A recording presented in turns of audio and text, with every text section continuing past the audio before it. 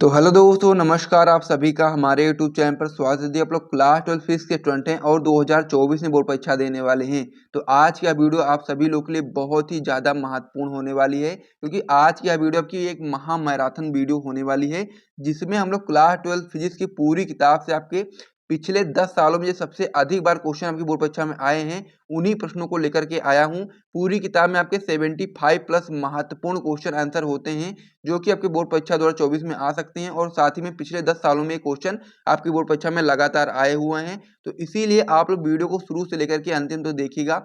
आज की यह वीडियो आपकी एक महा मैराथन वीडियो होने वाली है, जिसमें हम लोग 1 से लेकर पूरे 75 प्रश्न आज के एक ही वीडियो में करने वाले हैं। साथ ही मैं उसका सॉल्यूशन भी करवाने वाला हूं, तो इसीलिए आप लोग वीडियो को ध्यान से देखिएगा। और साथ ही में यदि आपको वीडियो पसंद आएगी तो वीडियो को लाइक और चैनल को भी सब्सक्राइब कर दीजिएगा। ये सभी प्रश्न आपके बोर्ड परीक्षा में 1 नंबर में, 2 नंबर में, 3 नंबर में पूछे जा सकते हैं। तो इसीलिए आप लोग वीडियो को ध्यान से देखिएगा और हर एक प्रश्न को अपनी कॉपी में नोट करते हुए चलिएगा। इस प्रकार से आप लोग देख सकते हैं कि सारी चीजें नोट करके रखी गई हैं। तो इसी पर आज का वीडियो होने वाला है और पूरे 75 प्रश्न मैं आपको यहाँ पे कराऊंगा और हर एक प्रश्न का उत्तर भी मैं आपको यहाँ पे बताऊंगा। तो इसीलिए आप लोग वीडियो को अभी के अभी लाइक कर दो, फिर हम वीडियो को स्टार्ट करेंगे। वेरी इंपॉर्टेंट वीडियो होने वाली है। ये सारे प्रश्न आपके पिछले 10 सालों में लगातार पूछे गए हैं, तो इसीलिए आप लोग इस वीडियो को बिल्कुल भी मिस मत करिएगा, शुरू से लेकर के अंतिम तक देखिएगा। और साथ ही में अपने दोस्तों के साथ भी ये शेयर कर दीजिएगा ताकि वो लोग भी आकर के अपनी बोर्ड परीक्षा की तैयारी अच्छे ढंग से कर पाएं। इसके अलावा यदि आपको notes plus important question answer चाहिए तो आप लोग हमारा टॉपर ग्रुप ज्वाइन कर सकते हैं। एक सब्जेक्ट का जो टॉपर ग्रुप का प्राइस है वो मात्र 100 रुपये रखा गया, जिसमें आपको notes plus important question answer दिया जाता है। ये सारे जो आपके इंपॉर्टेंट क्वेश्चन आंसर है वो आपको टॉपर ग्रुप के अंतर्गत दिए जाएंगे। एक सब्जेक्ट का प्राइस मात्र 100 रुपये रखा गया। नंबर हमारा हो जाता है 97 93 44 0081। जिसको भी टॉपर ग्रुप चाहिए वो लोग इस नंबर पे व्हाट्सएप पर मैसेज करेंगे, वहां पर सारी जानकारी मिल जाएगी कैसे आपको टॉपर ग्रुप ज्वाइन करना है। आपको व्हाट्सएप पर मैसेज करना है, कॉल नहीं करना है, क्योंकि कॉल उठा पाना थोड़ा मुश्किल है। तो इसीलिए आप लोग मैसेज करोगे तो आपको शीघ्र ही रिप्लाई मिल जाएगा। तो चलिए अब हम लोग अपनी वीडियो की बात कर लेते हैं। तो आज की यह वीडियो आपकी क्लास 12 फीस की पूरी किताब से आपके सबसे ज्यादा महत्वपूर्ण मोस्ट इंपॉर्टेंट 75 क्वेश्चन आंसर की होने वाली है, जो कि आपके पिछले 10 सालों में सबसे ज्यादा बार पूछे गए हैं। उन्हीं प्रश्नों को यहाँ पर लिया गया है। वेरी इंपॉर्टेंट वीडियो होने वाली, साथ ही में एक महा मैराथन वीडियो होने वाली है, क्योंकि 75 प्रश्न हम लोग आज के एक ही वीडियो में करने वाले हैं। तो चलिए अब हम लोग अपनी वीडियो को स्टार्ट कर देते हैं। आप लोगों ने वीडियो को लाइक कर दिया होगा, मैं उम्मीद करता हूँ। तो चलिए अब हम लोग अपनी वीडियो को स्टार्ट कर देते हैं और एक से लेकर के पूरे 75 प्रश्न एक आराम से करते चलते हैं, प्रश्न के साथ उसका उत्तर भी बताते हुए चलते हैं। तो चलिए वीडियो को स्टार्ट करते हैं। इस पेज को मैं यहाँ पर हटा देता हूँ। तो इसमें हमारा पहला क्वेश्चन हो जाता है कि वैद्युत क्षेत्र की तीव्रता की परिभाषा तथा इसका मात्रक लिखिए। ये आपका वेरी इंपॉर्टेंट क्वेश्चन है। आप लोग यहाँ पर देख सकते हैं, टिक लगा लेंगे वेरी इंपॉर्टेंट का, क्योंकि ये क्वेश्चन आपकी बोर्ड परीक्षा में कई बार पूछा गया और कई बार लगातार पूछा भी जाता है कि वैद्युत क्षेत्र की तीव्रता की परिभाषा तथा इसका मात्रक लिखिए। दोनों बहुत ही महत्वपूर्ण है। ठीक है, तो सबसे पहले हम लोग को इसमें बताना क्या है, हम लोग को सबसे पहले इसमें बताना है वैद्युत क्षेत्र की तीव्रता की परिभाषा। उसके बाद फिर हम लोग उसका सूत्र भी बता देंगे और उसका मात्रक भी किस प्रकार से आपको निकालना है वो भी मैं आपको यहाँ पर समझा दूंगा। तो सबसे पहले हम लोग क्या देखेंगे, वैद्युत क्षेत्र की तीव्रता की परिभाषा। तो उत्तर में आप लोग इस प्रकार से बताओगे कि वैद्युत क्षेत्र में एकांक परीक्षण आवेश पर लगने वाले वैद्युत बल को ही हम लोग वैद्युत क्षेत्र की तीव्रता कहते हैं, और वैद्युत क्षेत्र की तीव्रता को हम लोग ई से प्रदर्शित करते हैं। सूत्र आपका हो जाता है ई बराबर एफ अपान में क्यू नॉट। ये आपका होता है ई, आपका जो होता है आपका वैद्युत क्षेत्र की तीव्रता होता है, एफ आपका जो होता है आपका बल होता है, और साथ ही में जो क्यू होता है आपका आवेश होता है। ठीक है, इस प्रकार से ये चीज आप लोगों को समझ में आ गई होगी। और इसका जो परिभाषा एक बार मैं फिर से रिपीट कर देता हूँ, आप अपनी कॉपी में नोट कर लो कि वैद्युत क्षेत्र में एकांक परीक्षण आवेश पर जो लगने वाला वैद्युत बल होता है उसको ही हम लोग क्या बोलते हैं, वैद्युत क्षेत्र की तीव्रता बोलते हैं। इसे हम लोग ई से प्रदर्शित करते हैं। सूत्र आपका हो जाता है ई बराबर एफ अपान में क्यू नॉट हो जाता है।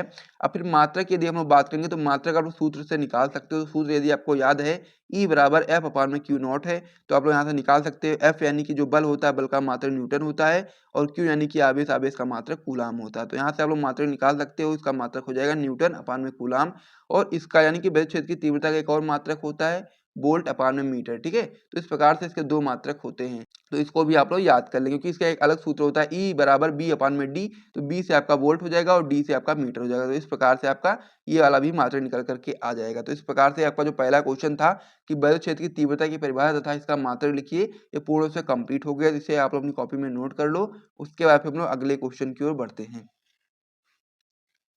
अब इसमें हमारा अगला क्वेश्चन हो जाता है कि वैद्युत द्विध्रुव आघूर्ण से आप क्या समझते हैं। ये भी आपका वेरी इंपॉर्टेंट क्वेश्चन है, आपकी बोर्ड परीक्षा में कई बार पूछा गया, कम से कम 5 बार पूछा गया है। तो वैद्युत द्विध्रुव आघूर्ण क्या होता है आप लोग आराम से बताओगे, बहुत ही सिंपल से मैं आपको समझा दूंगा। ये चीज़ आप लोग अपनी कॉपी में नोट कर लो अभी के अभी, इसको बिल्कुल भी आप लोग मिस मत करो। जो भी लोग टॉपर ग्रुप के स्टूडेंट हैं उनको इसका PDF वहाँ पर मिल जाएगा। तो इसमें आप लोग बताएंगे कि वैद्युत द्विध्रुव के किसी एक आवेश का मान तथा दोनों आवेशों के बीच की अल्पतम दूरी के गुणनफल को हम लोग क्या बोलते हैं, वैद्युत द्विध्रुव आघूर्ण बोलते हैं, और इसे हम लोग P से दर्शाते हैं। तो इसको समझने के लिए आपको यहाँ पर समझना पड़ेगा वैद्युत द्विध्रुव आघूर्ण के बारे में। सबसे पहले आपको यहाँ पर देखना पड़ेगा वैद्युत द्विध्रुव किस प्रकार से होता है। तो इस प्रकार से आपका वैद्युत द्विध्रुव होता है, ठीक है, जो कि आपका -Q और +Q आवेशों से मिलकर के बना होता है, और इसके बीच की दूरी कितनी होती है, 2L होती है। तो यही चीज़ हम लोग को इसमें परिभाषा में बताया गया कि वैद्युत द्विध्रुव की किसी एक आवेश का हम लोग को मान ले लेना है। तो हम लोग यहाँ पर Q लिख लें या फिर इधर से Q ले लें, क्योंकि देखो आवेश के मान से हम लोग को मतलब है, इसके चिन्ह से कोई भी मतलब नहीं है। तो इसीलिए हम लोग किसी एक आवेश का मान ले लेंगे। तो आप लोग यहाँ पर Q लिख दोगे, फिर आपको क्या कर देना है आगे, तथा दोनों आवेशों के बीच की अल्पतम दूरी के गुणनफल को, यानी कि दोनों आवेशों के बीच की अल्पतम दूरी कितनी है, 2L है। तो इसको यदि हम लोग Q से गुणा कर दें इस प्रकार से, तो आपका P निकल करके आ जाएगा, यानी कि वैद्युत द्विध्रुव आघूर्ण निकल करके आ जाएगा। तो सूत्र यही आपका हो जाता है P बराबर Q इंटू 2L। तो इसे आपको याद रख लेना है, बहुत ही इंपॉर्टेंट ये भी आपका होता है। तो इस प्रकार से जो आपका वैद्युत द्विध्रुव आघूर्ण से आप क्या समझते हैं, इसे भी आप लोग समझ गए होंगे। तो इसे भी आप लोग अपनी कॉपी में नोट कर लो। इस प्रकार से सबसे पहले दोनों क्वेश्चन को नोट कर लो, उसके बाद हम लोग अगले पेज पे बढ़ेंगे, और इसी प्रकार से हम लोग सारे प्रश्नों को करते हुए चलेंगे, पूरे 75 प्रश्न। तो इसीलिए आप लोग इस दोनों क्वेश्चन को नोट करो, फिर हम लोग अगले पेज पर बढ़ते हैं। अगले क्वेश्चन की ओर अब हम लोग देखते हैं।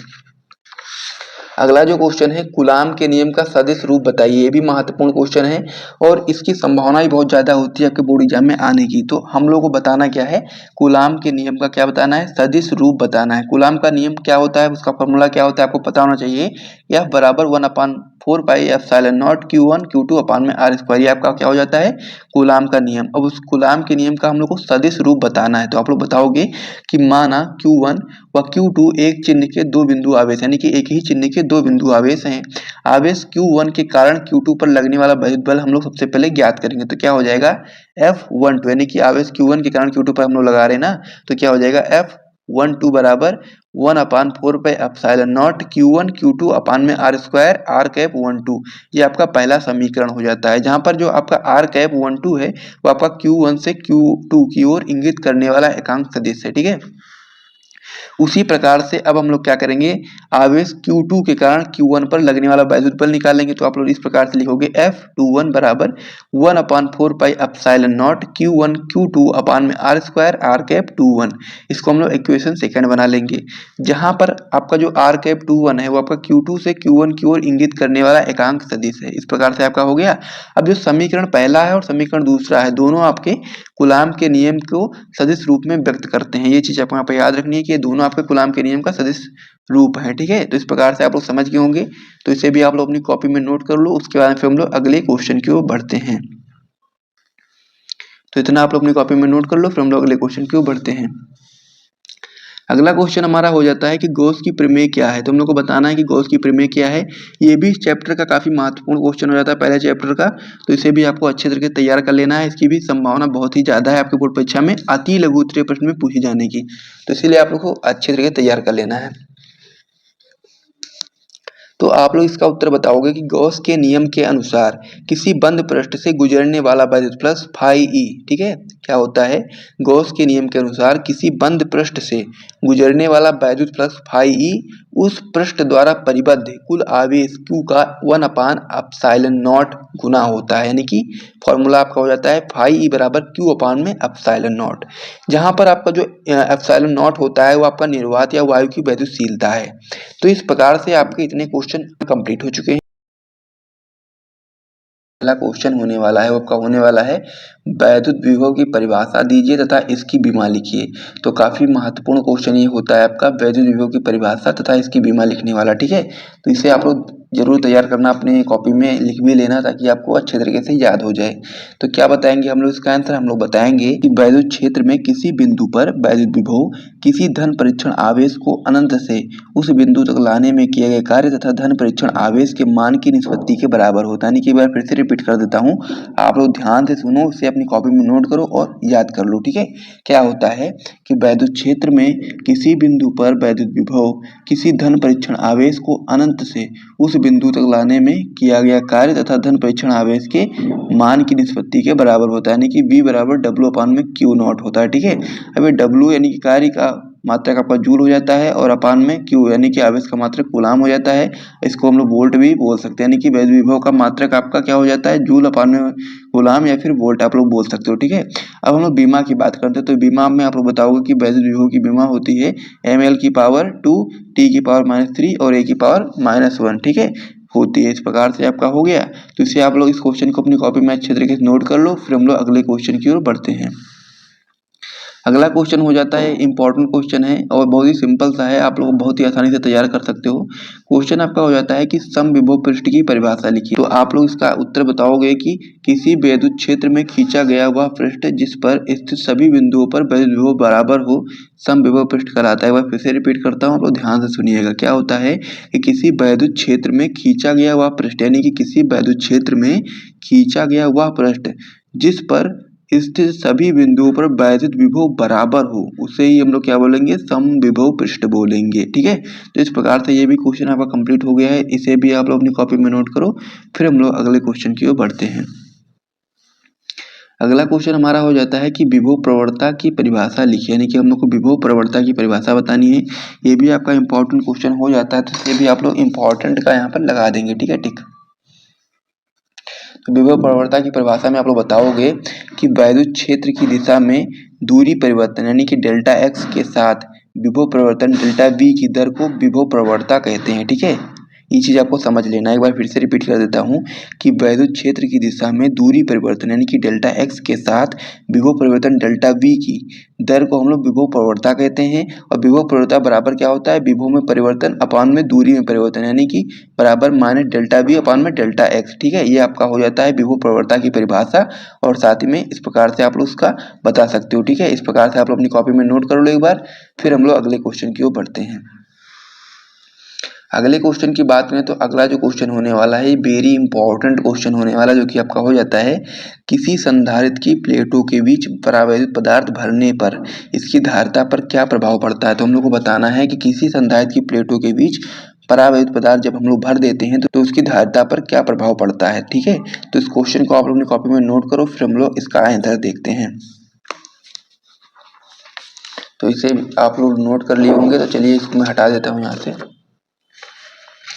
इसको हम लोग ऐसे रख देते हैं। आप क्वेश्चन भी देखते रहना और आंसर भी मैं आपको बता दूंगा। ठीक है, तो उत्तर में आप लोग बताओगे कि आप लोग उत्तर में बताओगे कि संधारित्र की प्लेटों के बीच, इसको मैं नीचे कर देता हूँ ताकि आपको सही से दिखे। ठीक, तो आप लोग बताओगे क्या इसका आंसर में आप लोग बताओगे कि संधारित्र की प्लेटों के बीच परावैद्युत पदार्थ रखने से इसके अंदर प्लेटों के बीच उपस्थित वैद्युत क्षेत्र के विपरीत दिशा में एक आंतरिक वैद्युत क्षेत्र उत्पन्न हो जाता है। यानी कि बार फिर से रिपीट करता हूँ, आप लोग ध्यान से सुनो तभी आप समझ पाओगे। ठीक है, क्या है कि संधारित्र के प्लेटों के बीच परावैद्युत पदार्थ रखने से इसके अंदर प्लेटों के बीच उपस्थित वैद्युत क्षेत्र के विपरीत दिशा में एक आंतरिक वैद्युत क्षेत्र उत्पन्न हो जाता है, जो इसकी सतह पर प्लेटों के विपरीत आवेश के प्रेरित होने से उत्पन्न होता है। ठीक है, जो कि क्या होता है?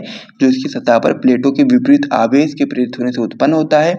इस कारण प्लेटों के बीच जो विभवांतर होता है वो घट जाता है। ठीक है, अब विभवांतर आपका घट जाता है, जिसके परिणाम स्वरूप धारिता आपकी बढ़ जाती है। यही चीज आपको यहाँ पर समझनी थी, क्योंकि आपका क्या होता है कि C व्युत्क्रमानुपाती 1/v। ठीक है, ये आपका होता है। तो कहने का मतलब ये है कि विभवांतर जब घटेगा तो फिर धारिता बढ़ जाएगी। तो इस प्रकार से इस क्वेश्चन के भी आंसर मैंने आपको बता दिया है, तो इसे भी आप अपनी कॉपी में नोट कर लो। उसके बाद फिर हम लोग अगले क्वेश्चन की ओर बढ़ेंगे। अगला क्वेश्चन हम लोग का हो जाता है कि वैद्युत विभवांतर से आप क्या समझते हैं, या कह सकते हैं कि वैद्युत विभवांतर से क्या तात्पर्य है।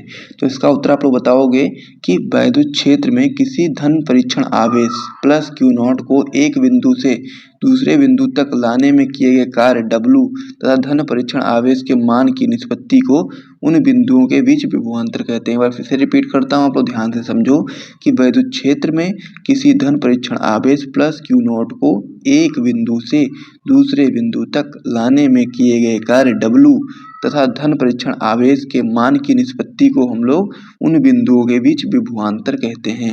आगे आप लोग बताओगे कि यह एक अदिश राशि है, यानी कि विभवांतर एक अदिश राशि है।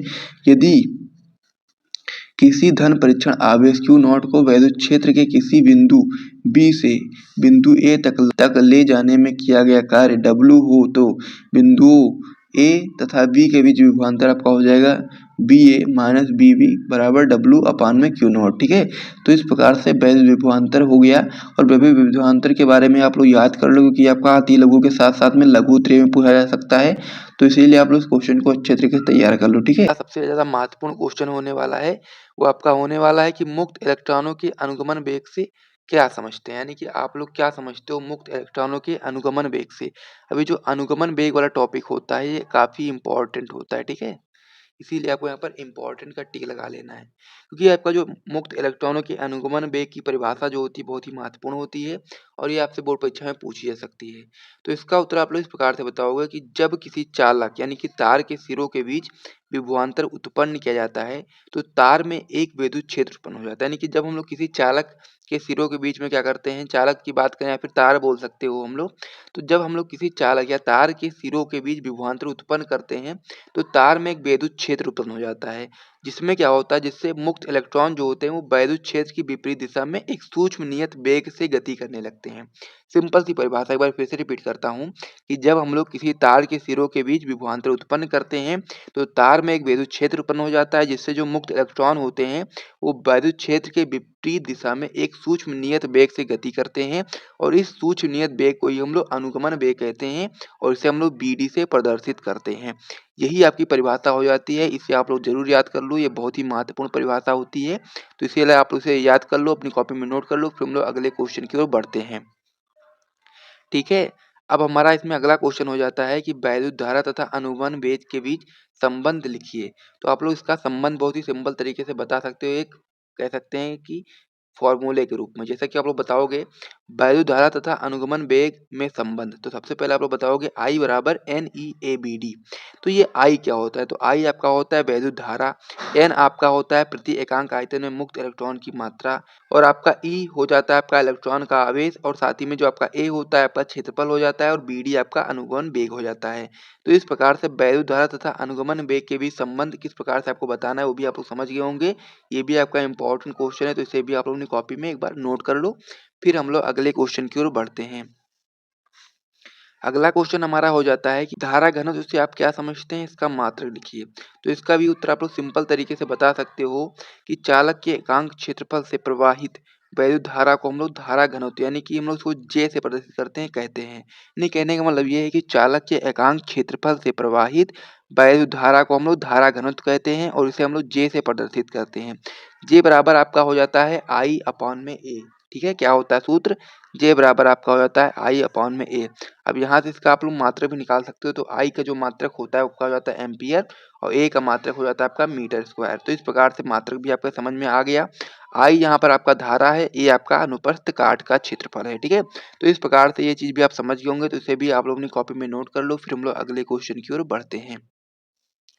इसमें हमारा अगला क्वेश्चन हो जाता है विशिष्ट प्रतिरोध का मात्रक एवं विमा लिखिए। ये भी आपका इंपॉर्टेंट क्वेश्चन होता है।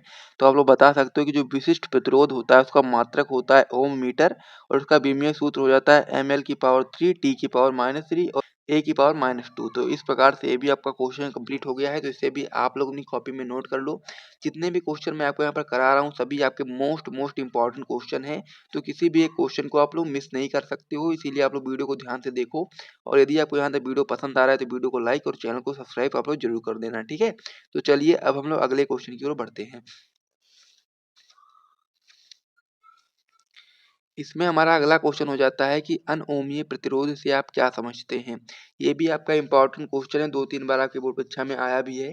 तो इसका उत्तर आप लोग बताओगे कि वह प्रतिरोध जो ओम के नियम का पूर्णतया पालन नहीं करते हैं उन्हें हम लोग अनओमीय प्रतिरोध कहते हैं। सिंपल सी परिभाषा है, आप लोगों को फिर से मैं रिपीट करता हूँ, आप लोग बताओगे कि वह प्रतिरोध जो ओम के नियम का पूर्णतया पालन नहीं करते हैं उन्हें हम लोग अनओमीय प्रतिरोध कहते हैं। एग्जाम्पल के रूप में आप बता सकते हो कि वैद्युत बल्ब का तंतु व डायोड बल्ब। तो इस प्रकार से आपके उदाहरण भी मैंने आपको बता दिया और उसकी परिभाषा भी मैंने आपको बता दी है। तो इसे आप लोग अपनी कॉपी में नोट कर लो, फिर हम लोग अगले क्वेश्चन की ओर बढ़ेंगे। अगला क्वेश्चन हमारा हो जाता है कि आवेश की गतिशीलता से आप क्या समझते हैं। ये भी आपका इम्पोर्टेंट क्वेश्चन होता है, ठीक है। तो इसका उत्तर आप लोग बताओगे कि किसी आवेश वाहक की गतिशीलता वह अनुगमन वेग है जो उसके द्वारा एकांक वैद्युत क्षेत्र से प्राप्त किया जाता है। इसे हम लोग न्यू से प्रदर्शित करते हैं, ठीक है। तो न्यू बराबर आपका होता है बी डी अपान में ई। इसका मात्रक की यदि हम लोग बात करेंगे तो मात्रक हो जाएगा मीटर स्क्वायर अपान में वोल्ट इंटू सेकेंड, ठीक है। तो इस प्रकार से ये भी आपका क्वेश्चन कंप्लीट हो गया है और ये महत्वपूर्ण क्वेश्चन होता है, तो इसे भी आप लोग को अच्छे तरीके से तैयार कर लेना है। तो इतना आप लोग अपनी कॉपी में नोट कर लो, फिर हम लोग अगले क्वेश्चन की ओर बढ़ते हैं। अगला क्वेश्चन हमारा इसमें हो जाता है कि किसी चालक के सिरों के बीच विभवांतर तथा मुक्त इलेक्ट्रॉनों के अनुगमन वेग के बीच संबंध लिखिए। तो आप लोग इसका उत्तर बताओगे कि किसी चालक के सिरों के बीच विभवांतर हम लोग को बताना है तथा मुक्त इलेक्ट्रॉनों की जो अनुगमन वेग होता है उनके बीच में क्या संबंध होता है। तो आप लोग बताओगे विभवांतर तथा मुक्त इलेक्ट्रॉन के अनुगमन वेग के मध्य संबंध जो आपका हो जाता है वो आपका हो जाएगा बी डी बराबर ई बी टाउ अपान में एम एल, ठीक है। अब जहाँ पर बी डी की बात करेंगे तो बी डी आपका अनुगमन वेग होता है, जो कि मैंने आपको पहले ही बताया था। बी आपका विभवांतर होता है, टाउ आपका क्रांतिकाल होता है तथा यल आपका होता है चालक की लंबाई। तो इस प्रकार से ये क्वेश्चन भी आपका कंप्लीट हो गया है, तो इसे भी आप लोग अपनी कॉपी में नोट कर लो। अगला क्वेश्चन जो हमारा हो जाता है ये आपका अति लघु उत्तरीय प्रश्न का काफी महत्वपूर्ण क्वेश्चन हो जाता है, तो इसे भी आप लोग आईएमपी का टिक लगा देंगे। तो इसका उत्तर क्या है, इसका क्वेश्चन क्या है, सबसे पहले आप लोग ये देखेंगे। तो क्वेश्चन इसमें पूछा गया है कि किरचॉफ का धारा नियम लिखिए। तो इसका उत्तर आप लोग बताओगे कि किरचॉफ का धारा नियम हम लोग को बताना है। तो हम लोग बताएंगे कि किसी वैद्युत परिपथ में किसी भी संधि पर मिलने वाली धाराओं का बीजगणितीय योग जो होता है वो शून्य होता है। यानी कि इसका नियम यही है कि किसी वैद्युत परिपथ में किसी भी संधि पर मिलने वाली धाराओं का बीजगणितीय योग जो होता है, समस्त धाराओं का बीजगणितीय योग शून्य होता है। अर्थात कि जो संधि में मिलने वाली धाराओं का जो बीजगणितीय योग होता है बराबर I बराबर 0 होता है। तो इस प्रकार से क्वेश्चन भी आपका कंप्लीट हो गया है। जो आपका महत्वपूर्ण प्रश्न होने वाला है वो आपका होने वाला है कि किसी धारावाही चालक के कारण उत्पन्न चुंबकीय क्षेत्र के संबंध में बायो-सेवर्ट के नियम का उल्लेख कीजिए। ये क्वेश्चन आपका बहुत ही ज्यादा महत्वपूर्ण होता है, तो इसीलिए आपको यहाँ पर VVI का टिक लगा लेना है। बहुत ही महत्वपूर्ण क्वेश्चन होता है। हर एक क्वेश्चन वैसे इस सीरीज में जितने भी करवाए जा रहे हैं सभी आपके बहुत ही महत्वपूर्ण होते हैं, लेकिन जो आज का जो पहला जो प्रश्न है ये भी बहुत महत्वपूर्ण होता है। तो इस प्रश्न में हम लोग इसका उत्तर बताएंगे। तो हम लोग उत्तर में बताएंगे कि बायो-सेवर्ट के नियम अनुसार धारावाही चालक के कारण उत्पन्न जो चुंबकीय क्षेत्र होता है डेल्टा बी बराबर क्या हो जाएगा आपका म्यू नॉट अपान में 4 pi I delta L sine theta अपान में आर स्क्वायर। ये आपका हो जाता है बायो-सेवर्ट के नियमानुसार धारावाही चालक के कारण उत्पन्न चुंबकीय क्षेत्र का सूत्र। इस प्रकार से आपका हो जाता है, तो इसे आप लोग अपनी कॉपी में नोट करेंगे। आगे आप लोग बताएंगे कि जहां पर आपका म्यू नॉट अपान 4 पाई अनुक्रमानुपाती नियतांक है तथा म्यू नॉट आपका निर्वात की चुंबकशीलता है। तो इस प्रकार से ये जो पहला जो क्वेश्चन था वो कंप्लीट हो गया है। इसे आपको याद ही कर लेना, याद कर लोगे यहाँ से आपका ये आपका महत्वपूर्ण प्रश्न होता है, तो यहाँ से आपका ये क्वेश्चन पूरी तरह कंप्लीट हो जाएगा। तो इसे आप लोग अपनी कॉपी में नोट कर लो, एक दो बार पढ़ोगे आपको ये याद हो जाएगा। महत्वपूर्ण क्वेश्चन होता है तो याद करना आपके लिए जरूरी हो जाता है। अब हम लोग अगले क्वेश्चन की ओर बढ़ते हैं। इसमें हमारा अगला क्वेश्चन हो जाता है कि एक समान चुंबकीय क्षेत्र से क्या तात्पर्य है, उदाहरण भी दीजिए। तो उसमें हम लोग उत्तर में बताएंगे कि जिस क्षेत्र में चुंबकीय बल रेखाएं समांतर व समदूरस्थ हों तो वह एक समान चुंबकीय क्षेत्र कहलाता है। यानी कहने का मतलब ये है कि जो क्षेत्र जिसमें चुंबकीय बल रेखाएं समांतर हों साथ ही में समदूरस्थ हों तो वह एक समान चुंबकीय क्षेत्र कहलाता है। उदाहरण के रूप में आप लोग बता सकते हैं कि लंबी धारावाही परिनालिका के केंद्र पर चुंबकीय क्षेत्र आपका एक समान होता है। तो इस प्रकार से एक समान चुंबकीय क्षेत्र से क्या तात्पर्य है मैंने आपको बता दिया और साथ ही में उदाहरण भी मैंने आपको बता दिया। तो ये क्वेश्चन भी आपका कंप्लीट हो गया है। ये भी आपका इंपॉर्टेंट क्वेश्चन है, जिसे भी आप अपनी कॉपी में नोट कर लो। इसमें जो हमारा अगला क्वेश्चन हो जाता है ये भी आपका बहुत ही महत्वपूर्ण क्वेश्चन हो जाता है, इसीलिए आप लोग यहाँ पर वेरी वेरी इंपॉर्टेंट का टिक लगा लेंगे। तो क्वेश्चन आपका हो जाता है कि एम्पियर का परिपथीय नियम लिखिए। तो परिपथीय नियम में आप लोग बताएंगे इसका उत्तर, आप लोग बताओगे कि एम्पियर के नियम अनुसार किसी बंद परिपथ की सीमा के अनुदिश चुंबकीय क्षेत्र बी वेक्टर का रेखीय समाकलन पथ द्वारा घिरी नेट धारा I का म्यू नॉट गुना होता है। तो इस प्रकार से ये आपका एम्पियर का परिपथीय नियम होता है। सूत्र आपका हो जाता है समाकलन B vector dot dl vector बराबर आपका हो जाएगा म्यू नॉट आई। ठीक है, तो इस प्रकार से आपका ये हो जाता है पूरा क्वेश्चन और आंसर। एम्पियर का परिपथीय नियम यहाँ तक आप लोग लिखेंगे, उसके बाद फिर उसका सूत्र लिख लेंगे, ये क्वेश्चन आपका पूरी तरह कंप्लीट हो जाएगा। तो इसे आप लोग अपनी कॉपी में नोट करो, उसके बाद में हम लोग अगले क्वेश्चन की ओर बढ़ते हैं।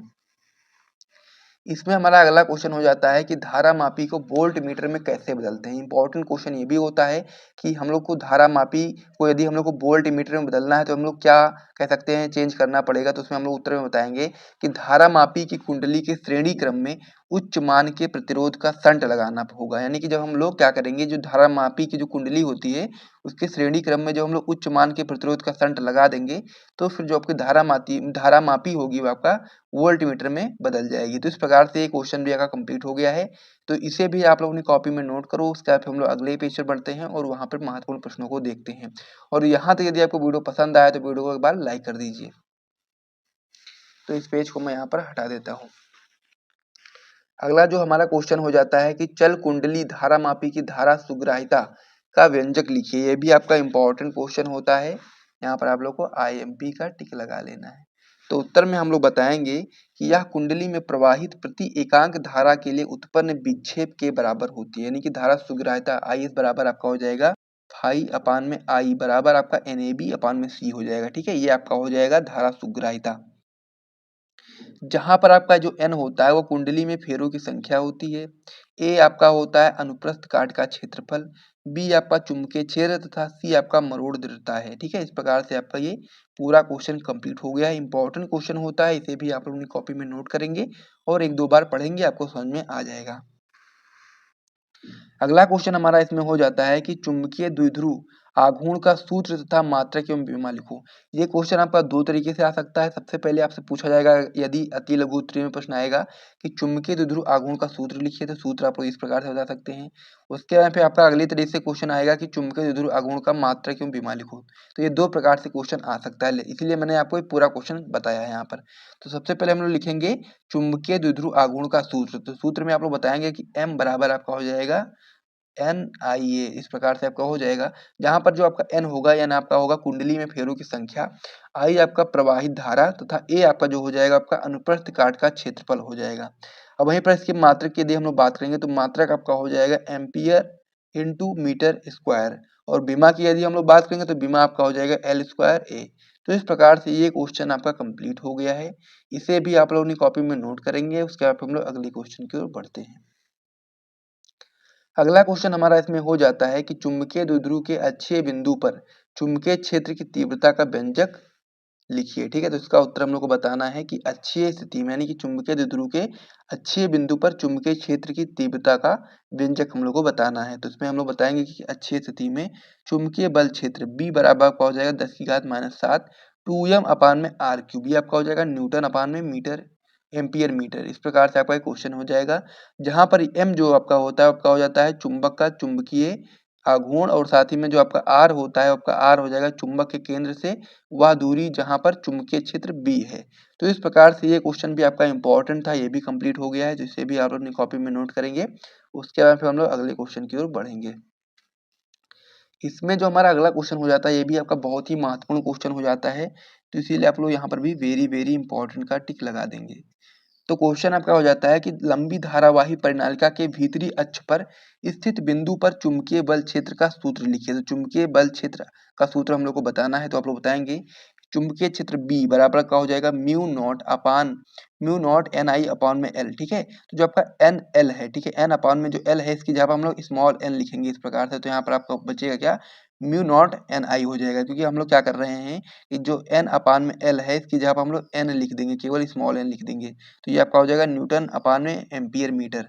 और यहाँ पर आप लोग बता सकते हैं कि जो n बराबर n अपान में L है ये आपका परिनालिका के प्रति मीटर लंबाई में फेरों की संख्या है। तो इस प्रकार से ये क्वेश्चन भी आपका कंप्लीट हो जाता है। तो इसे भी आप लोग अपनी कॉपी में नोट करेंगे। होने वाला है, आपका होने वाला है कि अनुचुंबकीय तथा प्रतिचुंबकीय पदार्थ के परमाणुओं में क्या अंतर है। तो हम लोग को ये अति लघु उत्तरीय प्रश्न में क्वेश्चन पूछा गया है, तो इसको हम लोग क्या करेंगे, एक कह सकते हैं कि एक एक अंतर बता दोगे दोनों में, तो फिर आपको यहाँ पर नंबर पूरे मिल जाएंगे अति लघु उत्तरीय के हिसाब से। ठीक है, तो ये आपका इंपॉर्टेंट क्वेश्चन होता है, तो इसीलिए आप लोग यहाँ पर क्या लगा देंगे, बेरी IMP का यहाँ पर आप लोग टिक लगाओगे सबसे पहले। उसके बाद फिर आप लोग इसका उत्तर बताओगे कि अनुचुंबकीय पदार्थ के परमाणुओं में स्थायी चुंबकीय आघूर्ण होता है, यानी कि जो आपका अनुचुंबकीय पदार्थ के जो परमाणु होते हैं उनमें स्थायी चुंबकीय आघूर्ण होता है। और जबकि हम लोग प्रतिचुंबकीय पदार्थ के परमाणु की बात करेंगे तो उसमें जो आपका कुल चुंबकीय आघूर्ण होता है आपका शून्य होता है। तो इस प्रकार से बहुत सिंपल सा क्वेश्चन है, बहुत ही सिंपल सा आंसर है। इसे आप लोग एक बार पढ़ोगे समझ में आ जाएगा, याद हो जाएगा, फिर हम लोग जैसे बोर्ड परीक्षा में आएगा आप लोग आराम से बता पाओगे। फिर हम लोग अगले क्वेश्चन की ओर बढ़ते हैं, इसे आप अपनी कॉपी में नोट कर लेना। अगला क्वेश्चन हमारा इसमें हो जाता है, किन्हीं दो प्रतिचुंबकत्व वाले पदार्थों का नाम लिखिए। ये भी आपका इंपॉर्टेंट क्वेश्चन होता है और सिंपल सा क्वेश्चन है कि किन्हीं दो हम लोग को प्रतिचुंबकत्व वाले पदार्थों का नाम बताना है। पहला आप लोग बता देंगे सोना, दूसरा आप बता देंगे बिस्मिथ। तो इस प्रकार से आपका ये भी आपका कंप्लीट हो जाएगा, तो इसे भी आप लोग अपनी कॉपी में नोट कर लो। इसके बाद वाला जो क्वेश्चन होने वाला है ये बहुत ही इंपॉर्टेंट क्वेश्चन होने वाला, जो कि आपका होने वाला है, चुंबकीय फ्लक्स की परिभाषा तथा इसका विमीय सूत्र लिखिए। काफी इंपॉर्टेंट क्वेश्चन होता है, तो इसका उत्तर आप लोग इस प्रकार से बताएंगे कि किसी चुंबकीय क्षेत्र में रखे पृष्ठ के लंबवत गुजरने वाली चुंबकीय बल रेखाओं की संख्या को ही हम लोग उस पृष्ठ से संबद्ध चुंबकीय फ्लक्स कहते हैं, इसे हम लोग फाई से प्रदर्शित करते हैं। इस प्रकार से आपका हो जाता है चुंबकीय फ्लक्स की विमा की यदि हम लोग बात करेंगे तो ml की पावर 2, t की पावर -2 और a की पावर -1 होता है। इस प्रकार से आपका चुंबकीय फ्लक्स की विमा हो जाती है। बाकी परिभाषा तो मैंने आपको बता ही दी, एक बार फिर से रिपीट कर देता हूँ कि किसी चुंबकीय क्षेत्र में रखे पृष्ठ के लंबवत गुजरने वाली चुंबकीय बल रेखाओं की जो संख्या होती है उसको ही हम लोग पृष्ठ से संबद्ध चुंबकीय फ्लक्स कहते हैं। इस प्रकार से ये क्वेश्चन भी आपका कंप्लीट हो गया, इसे भी आप लोगों ने कॉपी में नोट कर लो। अगला क्वेश्चन हमारा इसमें हो जाता है कि वैद्युत चुंबकीय प्रेरण में लेंज का नियम क्या है। ये भी आपका इंपॉर्टेंट क्वेश्चन होता है कि लेंज का नियम क्या है। तो इसमें आप लोग उत्तर में बताएंगे कि किसी परिपथ में प्रेरित वैद्युत वाहक बल अथवा प्रेरित धारा की जो दिशा होती है सदैव उस कारण का विरोध करती है जिससे वह स्वयं उत्पन्न होती है। बहुत ही सिंपल सा इसका आंसर है। आंसर में आप लोग बताएंगे कि किसी परिपथ में प्रेरित विद्युत वाहक बल बोलो या फिर आप लोग प्रेरित धारा बोलो, इस प्रकार से बोलोगे। फिर से रिपीट करता हूँ कि किसी परिपथ में प्रेरित विद्युत वाहक बल सदैव उस कारण का विरोध करती है जिसके कारण वह स्वयं उत्पन्न होती है। इसे ही हम लोग लेंज का नियम कहते हैं। काफी इंपॉर्टेंट क्वेश्चन ये आपका होता है, 5 बार आपकी बोर्ड परीक्षा में आ चुका है, इसीलिए आप लोग इसे अच्छे तरीके से तैयार कर लो। इंपॉर्टेंट है क्वेश्चन आंसर, सारी चीजें मैं आपको बता रहा हूँ, तो आप लोग अपनी कॉपी में नोट करते हुए चलो। और यदि आप लोग टॉपर ग्रुप के मेंबर हैं तो इसमें आपको ये PDF मिल जाएगा आराम से। आगे आप लोग इसमें बताओगे, जो हमारा अगला क्वेश्चन हो जाता है वो आपका हो जाता है कि स्वप्रेरकत्व की परिभाषा लिखिए। अभी आपका इंपॉर्टेंट क्वेश्चन होता है, इसका उत्तर आप लोग बताओगे कि इसी कुंडली का स्वप्रेरण गुणांक अथवा स्वप्रेरकत्व उस प्रेरित वैद्युत वाहक बल के संख्यात्मक मान के बराबर होता है जो कि उस कुंडली में धारा परिवर्तन की दर एकांक होने पर उत्पन्न होता है। बहुत ही सिंपल सी परिभाषा है, सिंपल से आपको अच्छे तरह से समझ लेना है। क्या समझना है, एक बार फिर से मैं रिपीट करता हूँ, आप लोग ध्यान से सुनना क्या कि किसी कुंडली का स्वप्रेरण गुणांक या फिर हम लोग स्वप्रेरकत्व भी बोल सकते हैं। तो आप लोग बताएंगे किसी कुंडली का स्वप्रेरण गुणांक उस प्रेरित विद्युत वाहक बल के संख्यात्मक मान के जो मान होता है, संख्यात्मक मान उसके बराबर होता है जो कि उस कुंडली में धारा परिवर्तन की दर एकांक होने पर उत्पन्न होता है। एकांक का मतलब 1 होने पर उत्पन्न होता है। इसका मात्रक आपका हो जाता है हेनरी, यानी कि स्वप्रेरकत्व या फिर स्वप्रेरण गुणांक का जो कह सकते हैं मात्रक होता है आपका हेनरी होता है। तो इस प्रकार से ये क्वेश्चन भी आपका कंप्लीट हो गया है, तो इससे भी आप लोगों ने कॉपी में नोट कर लो। और साथ ही में यदि आपको यहाँ तक वीडियो पसंद आया तो वीडियो को लाइक कर दीजिए, चैनल को सब्सक्राइब कर दीजिए। उसके बाद में फिर हम लोग अगले क्वेश्चन की ओर बढ़ते हैं, यानी कि अगले पेज पे बढ़ेंगे और वहाँ पर अगले क्वेश्चन को देखेंगे। जो हमारा अगला क्वेश्चन होने वाला है वो भी बहुत ही महत्वपूर्ण क्वेश्चन होने वाला है। तो चलिए देखते हैं कौन सा क्वेश्चन हमारा होने वाला है।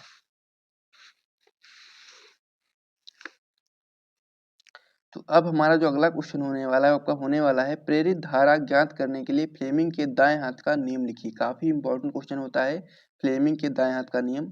तो इसे आप लोग अपनी कॉपी में नोट करो और IMP का टिक तुरंत लगा लो, ताकि आपको याद रहे कि आपका इंपॉर्टेंट क्वेश्चन है और इसकी संभावना बहुत ज्यादा है आपके 2024 की बोर्ड परीक्षा में आने के लिए। तो आप लोग सबसे पहले इसका क्वेश्चन अपनी कॉपी में नोट करेंगे, उसका फिर आप लोग उत्तर में बताएंगे कि फ्लेमिंग के दाएं हाथ के नियम अनुसार, यानी कि कहने का मतलब ये है जो फ्लेमिंग का दाएं हाथ का नियम है उसके अनुसार यदि हम दाएं हाथ का अंगूठा और उसके पास वाली दोनों अंगुलियों को एक दूसरे के लंबवत फैलाएं। ठीक है, तब क्या होगा, तब जो आपकी यदि पहली उंगली जो आपकी होगी वो चुंबकीय क्षेत्र की दिशा को तथा जो अंगूठा होगा आपका वो चालक के चलने की दिशा को प्रदर्शित करेगा, तो जो बीच वाली उंगली होगी वो आपके चालक में प्रेरित धारा की दिशा बताएगी। यही आपका फ्लेमिंग के दाएं हाथ का नियम होता है। तो इसे एक बार मैं फिर से रिपीट करता हूँ, आप ध्यान से सुनना और अपनी कॉपी में तुरंत नोट कर लेना। ठीक है, क्या हो जाता है कि फ्लेमिंग के दाएं हाथ के नियमानुसार यदि हम दाएं हाथ का अंगूठा और उसके पास वाली दोनों उंगलियों को एक दूसरे के लंबवत फैलाएं, तब यदि पहली उंगली आपकी चुंबकीय क्षेत्र की दिशा को तथा अंगूठा चालक के चलने की दिशा को प्रदर्शित करे, तो जो बीच वाली उंगली होगी आपका चालक में प्रेरित धारा की दिशा बताएगी। तो इस प्रकार से क्वेश्चन आपका कंप्लीट हो गया। इसे आप लोग कॉपी में नोट कर लो, उसके बाद हम लोग आगे बढ़ेंगे। अब इसमें हमारा अगला क्वेश्चन हो जाता है कि अन्योन प्रेरण गुणांक की परिभाषा दीजिए तथा एक व्यवहारिक उदाहरण भी दीजिए। इंपॉर्टेंट क्वेश्चन ये भी आपका होता है।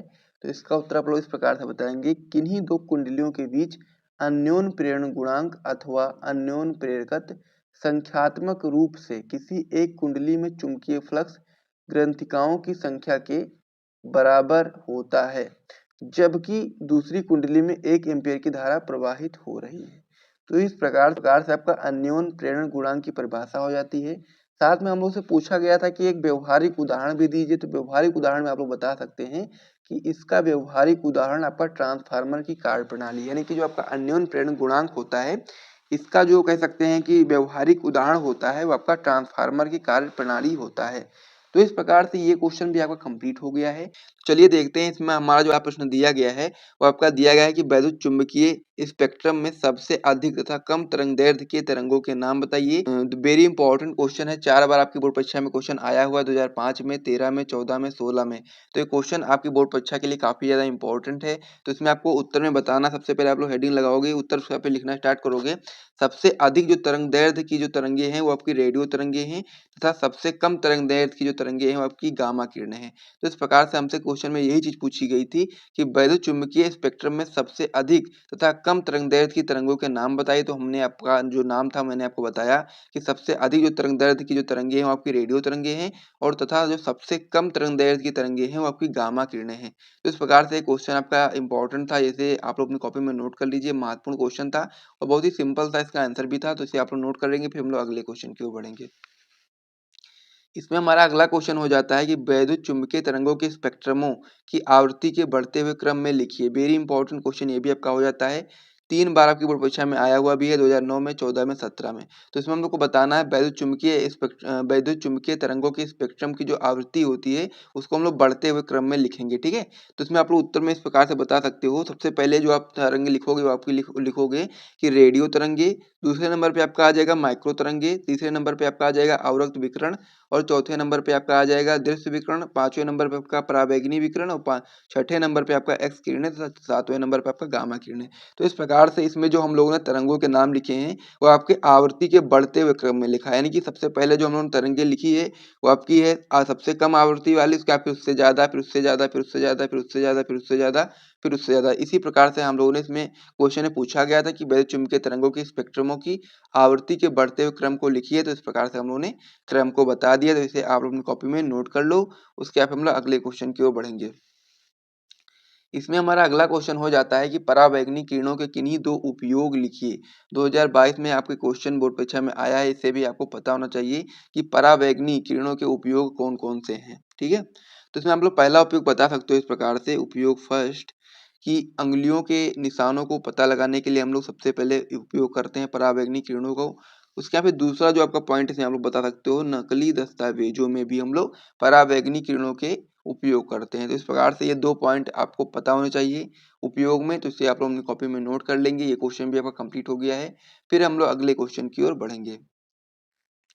अब इसमें हमारा अगला क्वेश्चन हो जाता है कि निम्नलिखित तरंगों को उनके तरंगदैर्ध्य के बढ़ते हुए क्रम में लिखिए। पहला इसमें आपका दिया गया रेडियो तरंगे, दूसरा आपका दिया गया गामा किरणें और तीसरा आपका दिया गया एक्स किरणें तथा चौथा दिया गया आपका माइक्रो तरंगे। तो इसमें आपकी जो 4 तरंगे दी गई हैं वो आगे पीछे करके दी गई हैं। अब हम लोग को इसमें क्या करना है, हम लोग को जो तरंगदैर्ध्य के बढ़ते हुए क्रम में हम लोग को उनको सेट करना है। यानी कि जो सबसे कम वाला जो सबसे पहले जो तरंगदैर्ध्य होगी उसको हम लोग आगे लिखेंगे, फिर उससे ज्यादा, फिर उससे ज्यादा, फिर उससे ज्यादा। इस प्रकार से हमको बढ़ते हुए क्रम में लिखना है। तो इस प्रकार से इस क्वेश्चन को सबसे पहले आप अपनी कॉपी में नोट कर लीजिए। इंपॉर्टेंट क्वेश्चन आपके बोर्ड परीक्षा में 4 बार पूछा गया है, तो इसलिए आप लोग इसको सबसे पहले अपनी कॉपी में नोट करेंगे। फिर इन्हीं चारों में से हम लोग को सबसे पहले जो कम तरंग दैर्ध्य वाली जो तरंगे होंगी, सबसे पहले हम लोग उनको लिखेंगे, फिर उससे ज़्यादा वाली को लिखेंगे, फिर उससे ज़्यादा, फिर उससे ज़्यादा वाली को लिखेंगे। तो इसमें हम लोग सबसे पहला जो नाम आप लोग बताओगे वो आपका हो जाएगा गामा किरणें, दूसरे नंबर पे आपका हो जाएगा एक्स किरणें, तीसरे नंबर पे आपका हो जाएगा माइक्रो तरंगे और चौथे नंबर पे आपका हो जाएगा रेडियो तरंगे। तो इस प्रकार से हम लोगों ने जो तरंगे दी गई थी उनको हम लोग तरंग दैर्ध्य के बढ़ते हुए क्रम में लिख दिए हैं, जिसे आप लोग अपनी कॉपी में नोट कर लो। महत्वपूर्ण ये भी था, इसे भी आप लोग समझ गए होंगे। फिर हम लोग अब अगले क्वेश्चन की ओर बढ़ते हैं। हमारा इसमें अगला क्वेश्चन हो जाता है कि एक्स किरणों के प्रमुख 2 गुण तथा उपयोग लिखिए। 2019 में आपकी बोर्ड परीक्षा में क्वेश्चन आया है, तो इसमें आपको एक्स किरणें के 2 गुण भी लिखने हैं और साथ ही में 2 प्रमुख उपयोग भी हम लोग को बताने हैं। तो इसमें हम लोग पहला उपयोग बताओगे कि एक्स किरणें वैद्युत तथा चुंबकीय क्षेत्रों से प्रभावित नहीं होती हैं, क्योंकि ये आवेशित कण नहीं है। ये चीज़ आपको यहाँ पर याद रखना है कि जो आपकी एक्स किरणें होती हैं वो आपकी वैद्युत तथा चुंबकीय क्षेत्रों से प्रभावित नहीं होती हैं, क्योंकि ये आवेशित कण नहीं है, इसीलिए आपका ये वैद्युत तथा चुंबकीय क्षेत्रों से प्रभावित नहीं होती हैं। तो इस प्रकार से पहला पॉइंट आपका हो गया। दूसरा पॉइंट आप लोग इसमें बताओगे उपयोग में, दूसरा पॉइंट आप लोग इसमें बताओगे गुण में कि ये किरणें प्रतिदीप्ति उत्पन्न करती हैं। ये पॉइंट भी आपका इंपॉर्टेंट था, तो इसे भी आप अपनी कॉपी में नोट कर लीजिए। तो 2 पॉइंट मैंने आपको यहाँ पर बता दिए। पहला पॉइंट मैंने आपको बताया कि एक्स किरणें वैद्युत तथा चुंबकीय क्षेत्रों से प्रभावित नहीं होती हैं, क्योंकि ये आवेशित कण नहीं है। दूसरा पॉइंट मैंने आपको बताया कि ये किरणें आपकी प्रतिदीप्ति उत्पन्न करती हैं। तो इस प्रकार से दोनों पॉइंट इंपॉर्टेंट है, दोनों को आप लोग याद कर लीजिए। तो गुण आपका कंप्लीट हो गया। अब इसमें हम लोग उपयोग की बात करेंगे। तो उपयोग में आप लोग बता सकते हो कि पहला उपयोग आप लोग इसमें बताओगे कि वैज्ञानिक अनुसंधान में हम लोग एक्स किरणों का प्रयोग करते हैं, और दूसरा पॉइंट आप लोग बता सकते हो कि चिकित्सा के क्षेत्र में भी हम लोग एक्स किरणों का उपयोग करते हैं। तो इस प्रकार से ये क्वेश्चन भी आपका कंप्लीट हो गया है। तो इसे भी आप लोग अपनी कॉपी में नोट कर लीजिए। उसके बाद हम लोग अगले पेज पे बढ़ेंगे और वहाँ पर और भी महत्वपूर्ण प्रश्नों को देखेंगे। तो एक बार सबसे पहले आप लोग इसे अपनी कॉपी में नोट कर लीजिए। ये सारे प्रश्न आपके बोर्ड परीक्षा के लिए काफ़ी इंपॉर्टेंट है, तो इसे आप अपनी कॉपी में नोट कर लो जल्दी से। उसके बाद फिर हम लोग अगले पेज पे बढ़ते हैं और वहाँ पर कुछ और महत्वपूर्ण प्रश्नों को देखते हैं। ठीक है? तो मैं उम्मीद करता हूँ कि सारे प्रश्न आप लोगों ने नोट कर लिए होंगे या फिर स्क्रीनशॉट ले लिया होगा। अब हम लोग अगले पेज पर बढ़ते हैं। अब इसमें हमारा अगला क्वेश्चन हो जाता है कि अनुनादी आवृत्ति किसे कहते हैं। 2017 में 2023 में 2 बार आपकी बोर्ड परीक्षा में क्वेश्चन आया हुआ है, महत्वपूर्ण क्वेश्चन है। आपको पता होना चाहिए कि अनुनादी आवृत्ति किसे कहते हैं, और साथ ही में अनुनादी आवृत्ति जो होता है इसके सूत्र का निगमन किस प्रकार से होता है उसे भी मैं आपको बता दूंगा, क्योंकि कभी-कभी अनुनादी आवृत्ति केवल पूछेगा तो परिभाषा में आप लोग बता सकते हो, और साथ ही में उसका जो सूत्र का डेरिवेशन होता है उसे भी आप लोग करोगे तो आपको पूरे-पूरे मार्क्स मिलेंगे, और साथ ही में बहुत ही अच्छा स्कोर आप लोग कर पाएंगे। तो चलिए सबसे पहले हम उसकी परिभाषा को देख लेते हैं। तो आप लोग बताओगे कि अनुनाद की स्थिति में क्या होता है, प्रेरण प्रतिघात तथा धारतीय प्रतिघात बराबर होते हैं, तब इस स्थिति में ये आवृत्ति जो आपकी होती है वो आपकी अनुनादी आवृत्ति कहलाती है। यानी कहने का मतलब ये है कि जब आपका एक्स एल बराबर होगा एक्स सी के, तो फिर उस स्थिति में जो आपकी आवृत्ति होगी उसे ही हम लोग अनुनादी आवृत्ति बोलेंगे।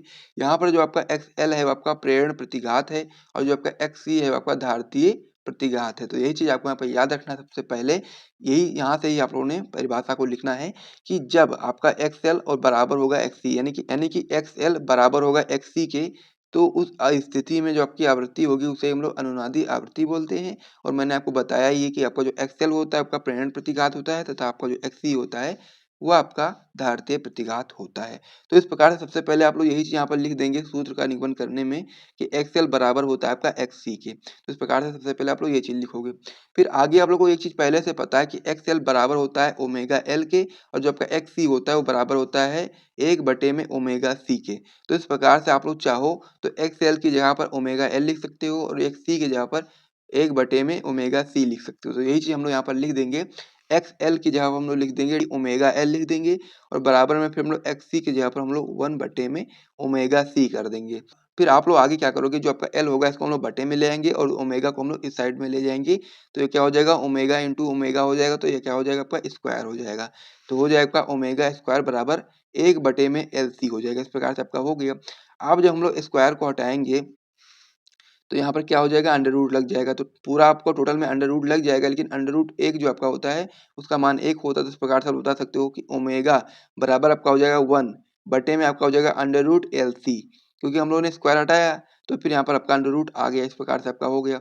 अब आगे एक चीज़ आपको यहाँ पर और भी पता होना चाहिए कि जो आपका ओमेगा होता है, ओमेगा बराबर आपका होता है 2 पाई एफ, इस प्रकार से आपका होता है।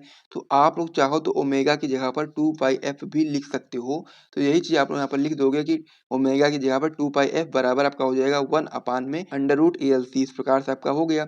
फिर आप लोग क्या करोगे, यहाँ पर आप लोग ने ये चीज़ लिख दी, तो हम लोग क्या करेंगे, एफ को यहाँ पर रोक लेंगे और 2 पाई को हम लोग इसको बटे में भेज देंगे। तो हो जाएगा आपका एफ बराबर 1 बटे में आपका हो जाएगा 2 pi under root E L C, इस प्रकार से आपका हो जाएगा। तो ये जो आपका सूत्र निकल करके आ गया है, यही आपका अनुनादी आवर्ती का सूत्र है।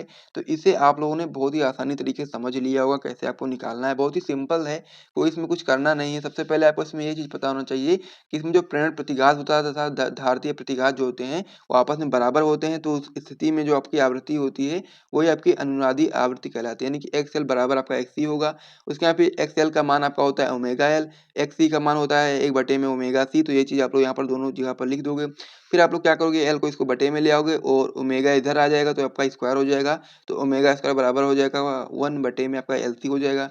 फिर आप लोग क्या करोगे, आपका स्क्वायर हटाएगा तो अंडर रूट लग जाएगा, तो ओमेगा बराबर आपका हो जाएगा 1 बटे में अंडर रूट एल सी हो जाएगा।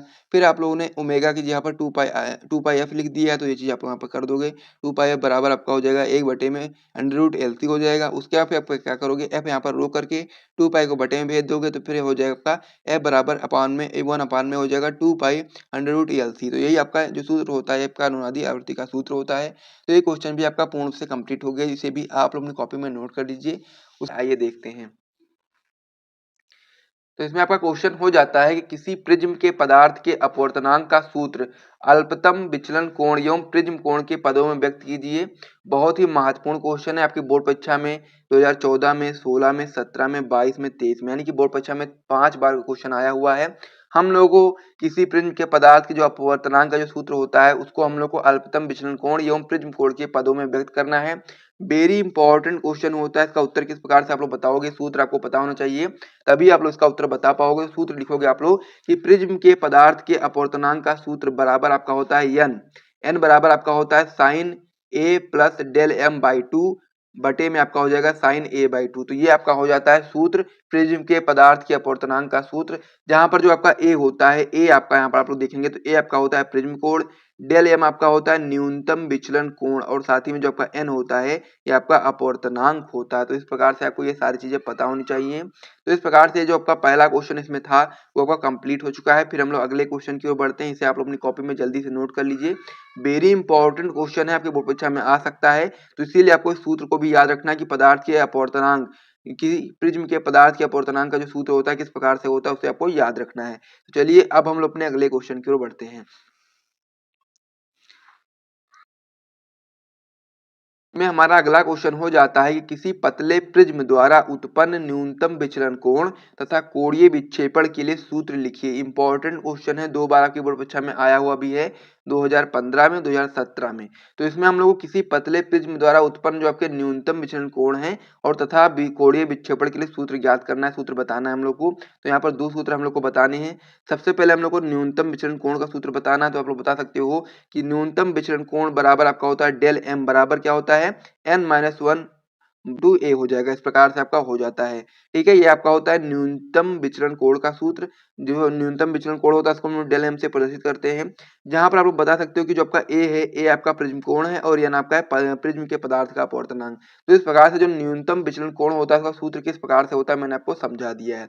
तो इसे आप लोग अपनी कॉपी में नोट करेंगे। फिर अगला हम लोग को इसमें बताना कोणीय विक्षेपण का सूत्र। तो कोणीय विक्षेपण का सूत्र हो जाएगा थीटा बराबर N B minus N R into में बंद ए हो जाएगा, इस प्रकार से आपका हो जाएगा। ठीक है, तो क्या हो जाएगा, जहां पर आपका जो एन बी है, एन बी आपका हो जाएगा बैगनी रंग के लिए अपवर्तनांक, और जो आपका एन आर हो जाएगा वो आपका लाल रंग के लिए अपवर्तनांक हो जाएगा। तो इस प्रकार से न्यूनतम विचलन कोण इसका सूत्र हो जाता है डेल एम बराबर एन माइनस 1 ब्रैकेट बंद ए हो जाएगा, और जो आपका कोणीय विक्षेपण का सूत्र हो जाता है थीटा बराबर N B minus R bracket बंद आपका ए हो जाएगा। तो इस प्रकार से आपका दोनों सूत्र मैंने आपको बता दिए हैं, साथ ही में क्या क्या चीजें इसमें होती है मैंने आपको समझा दिया है।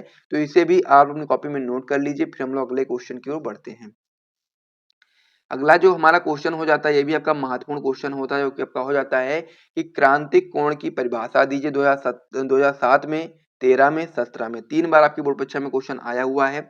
उत्तर आप लोग को बताना है इस प्रकार से कि जब कोई जो आपका प्रकाश की किरण होती है, जब सघन माध्यम से विरल माध्यम में प्रवेश करती है तो उसका जो अधिकांश भाग होता है वो अपवर्तित हो जाता है तथा जो शेष भाग होता है वो आपका परावर्तित हो जाता है। अपवर्तित किरण जो आपकी होती है वो अवलंब से दूर हटती जाती है और साथ ही में यदि हम लोग सघन माध्यम में जो आपतन कोण आई होता है, आई को हम लोग इतना बढ़ाया जाए कि जो एक विशेष आपतन कोण के लिए जो अपवर्तन कोण का जो मान हो कितना हो जाए 90 डिग्री हो जाए, तो इस आपतन कोण को ही हम लोग क्या बोलते हैं, क्रांतिक कोण बोलते हैं।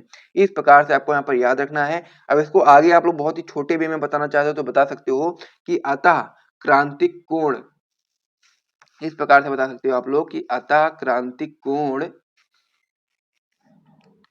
क्रांतिक कोण सघन माध्यम में बना हुआ आपतन कोण जिसके लिए विरल माध्यम में जो अपवर्तन कोण होता है वो 90 डिग्री होता है। तो इस प्रकार से भी आप लोग बता सकते हो छोटा सा कि आंतरिक कोण सघन माध्यम में बना हुआ आपतन कोण है जिसके लिए विरल माध्यम में अपवर्तन कोण कितना होता है, 90 डिग्री होता है। तो इस प्रकार से आप लोग बता सकते हो। ये भी आपका महत्वपूर्ण क्वेश्चन था, इसे भी आप अपनी कॉपी में नोट कर लीजिए। फिर हम लोग अगले क्वेश्चन की ओर बढ़ते हैं। अगला क्वेश्चन हमारा इसमें हो जाता है ये प्रकाश के परावर्तन से क्या तात्पर्य है। ये भी आपका महत्वपूर्ण है, आपको पता होना चाहिए कि प्रकाश के परावर्तन से क्या तात्पर्य है। इसका परिभाषा आपसे अति लघु में पूछा जा सकता है। तो उत्तर में आप लोग बताओगे कि जब कोई किरण किसी चमकदार तल पर आपतित होकर पुनः उसी माध्यम में लौट जाती है तो प्रकाश की इस घटना को हम लोग परावर्तन बोलते हैं। क्या बोलते हैं, परावर्तन बोलते हैं।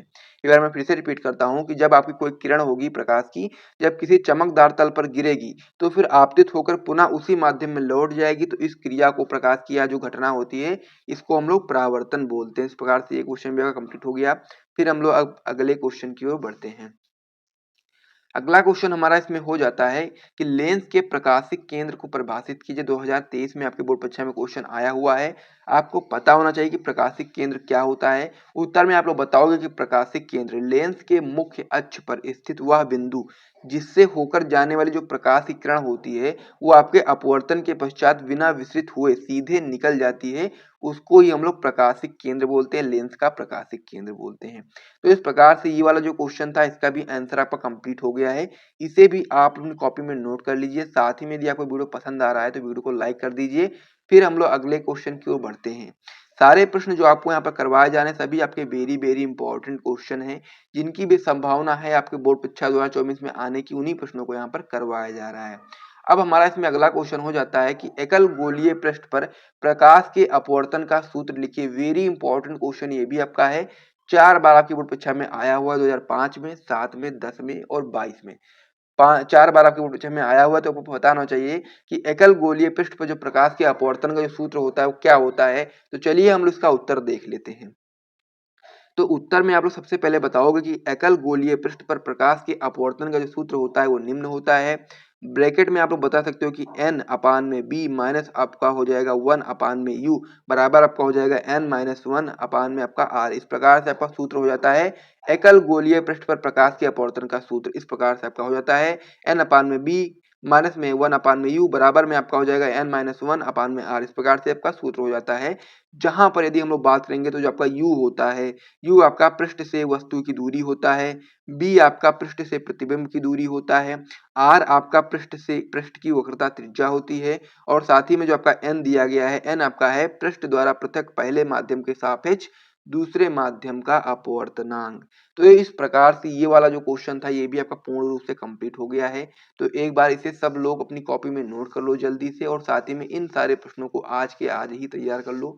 वेरी इंपॉर्टेंट क्वेश्चन है, आपके बोर्ड परीक्षा में आ सकते हैं, तो इसीलिए आपको इनको बिल्कुल भी मिस नहीं करना है। महत्वपूर्ण प्रश्न होने वाला है, आपका होने वाला है कि कांच के उत्तल लेंस को कांच से अधिक अपवर्तनांक वाले द्रव्य में डुबोने पर उसकी फोकस दूरी तथा प्रकृति पर क्या प्रभाव पड़ेगा, ये हम लोग को बताना है। वेरी इंपॉर्टेंट क्वेश्चन है, 2007 में, 10 में, 18 में 3 बार पूछा गया है।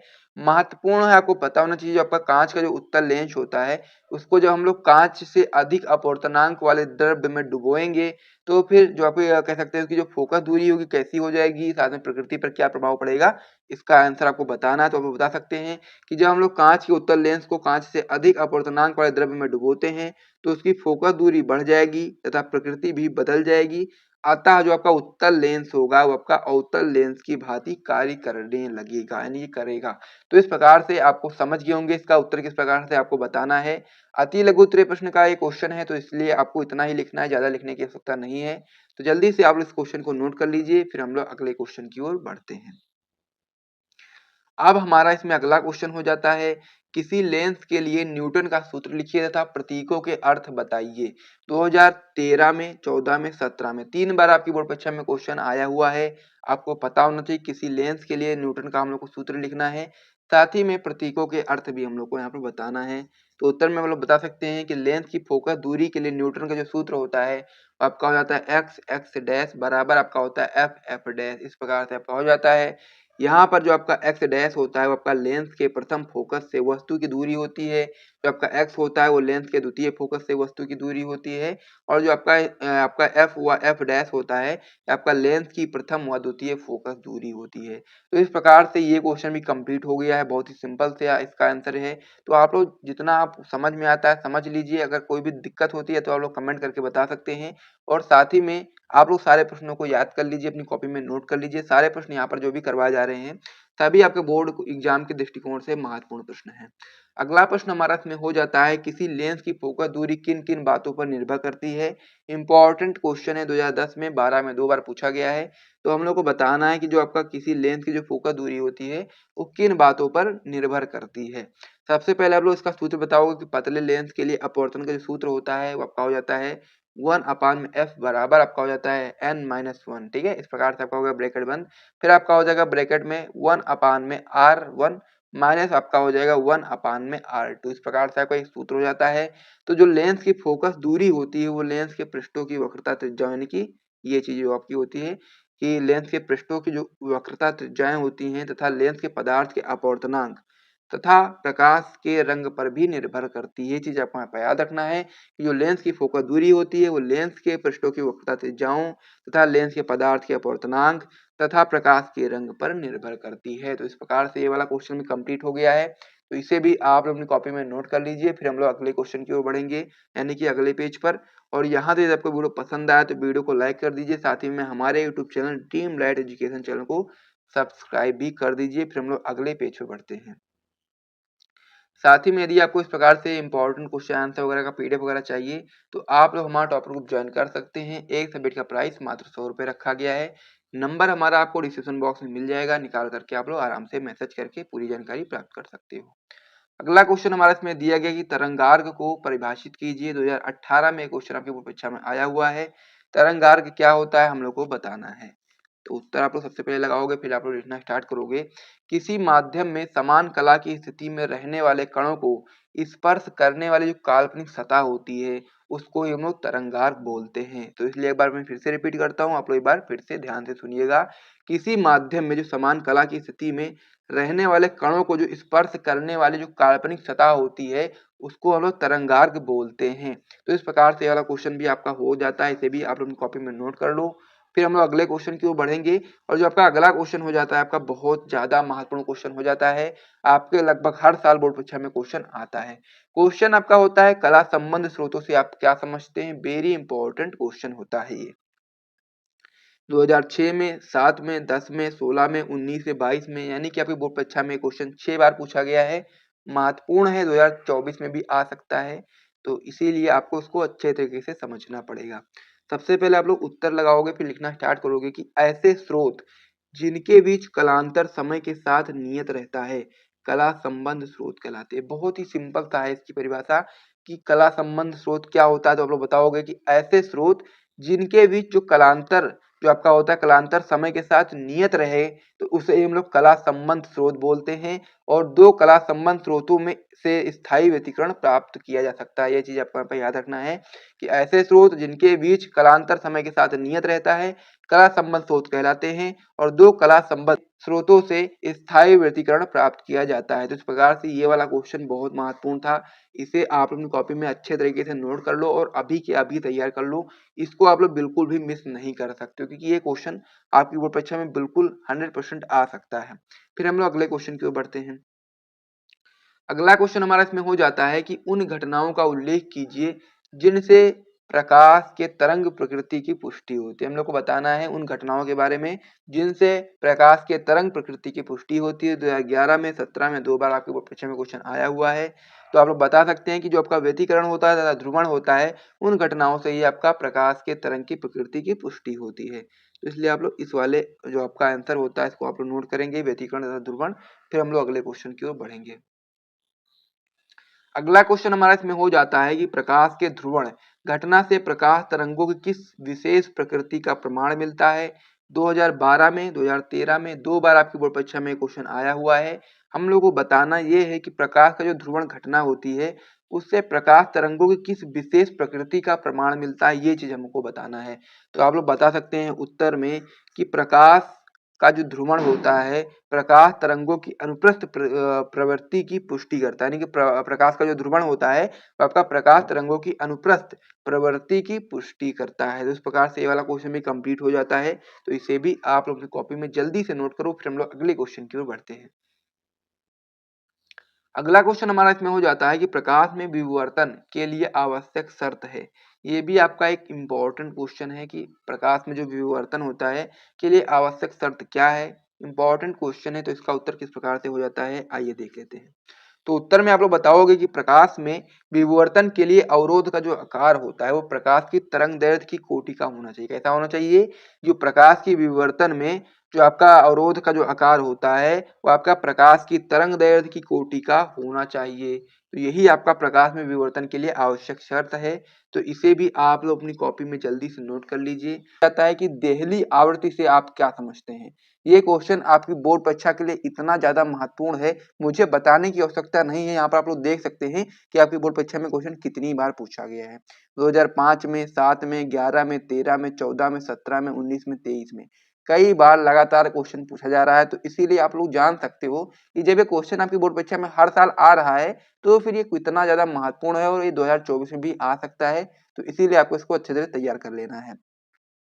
तो चलिए हम लोग इसका उत्तर देख लेते हैं। तो उत्तर में आप लोग बताएंगे कि प्रकाश की वह न्यूनतम आवृत्ति क्या होता है इसमें कि प्रकाश की वह न्यूनतम आवृत्ति जिसके कारण धातु के पृष्ठ से प्रकाश इलेक्ट्रॉन उत्सर्जित होते हैं। बात बहुत सिंपल सी है कि प्रकाश की वह न्यूनतम आवृत्ति जिसके कारण जो आपका धातु है धातु के पृष्ठ से प्रकाश इलेक्ट्रॉन उत्सर्जित होते हैं उसको ही हम लोग देहली आवृत्ति बोलते हैं। क्या होता है कि प्रकाश की वह न्यूनतम आवृत्ति जिसके कारण धातु के पृष्ठ से प्रकाश इलेक्ट्रॉन उत्सर्जित होते हैं उसको हम लोग देहली आवृत्ति बोलते हैं। और इससे कम आवृत्ति के प्रकाश से धातु से कोई भी आपका प्रकाश इलेक्ट्रॉन उत्सर्जित नहीं होता। यदि आप लोग क्या करेंगे जो देहली आवृत्ति है इससे कम आवृत्ति कर देंगे तो प्रकाश इससे आवृत्ति के जो प्रकाश होगा उससे धातु से कोई भी आपका कह सकते हैं कि प्रकाश इलेक्ट्रॉन उत्सर्जित नहीं होगा। अतः यह आपका जो देहली आवृत्ति होती है यह आपकी एक विशेष महत्व रखती है क्योंकि ये आपकी एक न्यूनतम आवृत्ति होती है जिसके कारण धातु के पृष्ठ से प्रकाश इलेक्ट्रॉन उत्सर्जित होते हैं। तो यही आपकी देहली आवृत्ति हो जाती है। तो बहुत ही महत्वपूर्ण क्वेश्चन था, इसे आप अपनी कॉपी में नोट कर लीजिए, अच्छे तरीके से याद कर लीजिए अभी के अभी। फिर हम लोग अगले क्वेश्चन की ओर बढ़ते हैं। अब इसमें हमारा अगला क्वेश्चन हो जाता है कि प्रकाश वैद्युत कार्यफलन से क्या तात्पर्य है। ये क्वेश्चन तो उससे भी ज्यादा महत्वपूर्ण है क्योंकि ये क्वेश्चन बहुत बार आया, उससे भी ज्यादा बार आया है। वेरी इंपॉर्टेंट क्वेश्चन है। 2005 में, 6 में, 8 में, 9 में, 10 में, 11 में, 13 में, 16 में, 18 में, 19 में, 22 में बहुत बार आया है। 2024 में भी ये पक्का पक्का आएगा। आप लोग लिख करके रख लो कि ना आए तब आप लोग कहना, जाकर आप लोग कमेंट करके बताना, ठीक है। क्वेश्चन बहुत बार आ रहा है, लगातार आ रहा है, तो फिर क्यों नहीं आएगा 2024 में, क्योंकि 2023 में नहीं आया तो 2024 में आ सकता है। तो चलिए हम लोग इसका उत्तर देख लेते हैं कि प्रकाश वैद्युत कार्यफलन से क्या तात्पर्य है। तो इसमें क्या हो रहा है, वह न्यूनतम ऊर्जा, हम लोगों ने देहली आवृत्ति में देखा था कि प्रकाश की न्यूनतम आवृत्ति, अब यहाँ पर क्या हो रहा है, न्यूनतम ऊर्जा की बात हो रही है कि वह न्यूनतम ऊर्जा जो किसी वस्तु के पृष्ठ से इलेक्ट्रॉन उत्सर्जित करने के लिए आवश्यक होती है। क्या होता है कि वह न्यूनतम ऊर्जा या फिर कम से कम ऊर्जा जो किसी वस्तु के पृष्ठ से इलेक्ट्रॉन उत्सर्जित करने के लिए आवश्यक होती है उस धातु का प्रकाश वैद्युत कार्यफलन कहलाती है। बहुत ही सिंपल सी परिभाषा, एक बार फिर से रिपीट करता हूं कि वह न्यूनतम ऊर्जा जो किसी वस्तु के पृष्ठ से इलेक्ट्रॉन उत्सर्जित करने के लिए आवश्यक होती है उस धातु का प्रकाश वैद्युत कार्यफलन कहलाती है। यह धातु के पदार्थ की प्रकृति पर निर्भर करती है, यानी कि जो आपका प्रकाश वैद्युत कार्यफलन होता है यह आपका धातु के पदार्थ की प्रकृति पर निर्भर करती है। सामान्य रूप से इसको हम लोग कैपिटल W से व्यक्त करते हैं। फॉर्मूला आपका हो जाता है W बराबर H न्यू नॉट बराबर आप लोग यहाँ पर जानते हैं C अपान में आपका लेमडा नॉट होता है। तो यदि आप लोग चाहो तो न्यू नॉट की जगह आप लोग ये चीज लिख सकते हो, तो यही चीज आप लोग यहाँ पर लिख दोगे तो आपका न्यू नॉट हट जाएगा और यहाँ पर आ जाएगा C अपान में लेमडा नॉट। तो हो जाएगा W बराबर H, अब आपका हो जाएगा H C अपान में लेमडा नॉट हो जाएगा, जहां पर आपको जो लेमडा नॉट होता है वो आपका देहली तरंग दैर्ध्य होता है। तो इस प्रकार से ये वाला जो क्वेश्चन था ये भी कंप्लीट हो गया, तो इसे भी आप लोग अपनी कॉपी में नोट कर लीजिए। फिर हम लोग अगले क्वेश्चन की ओर बढ़ते हैं।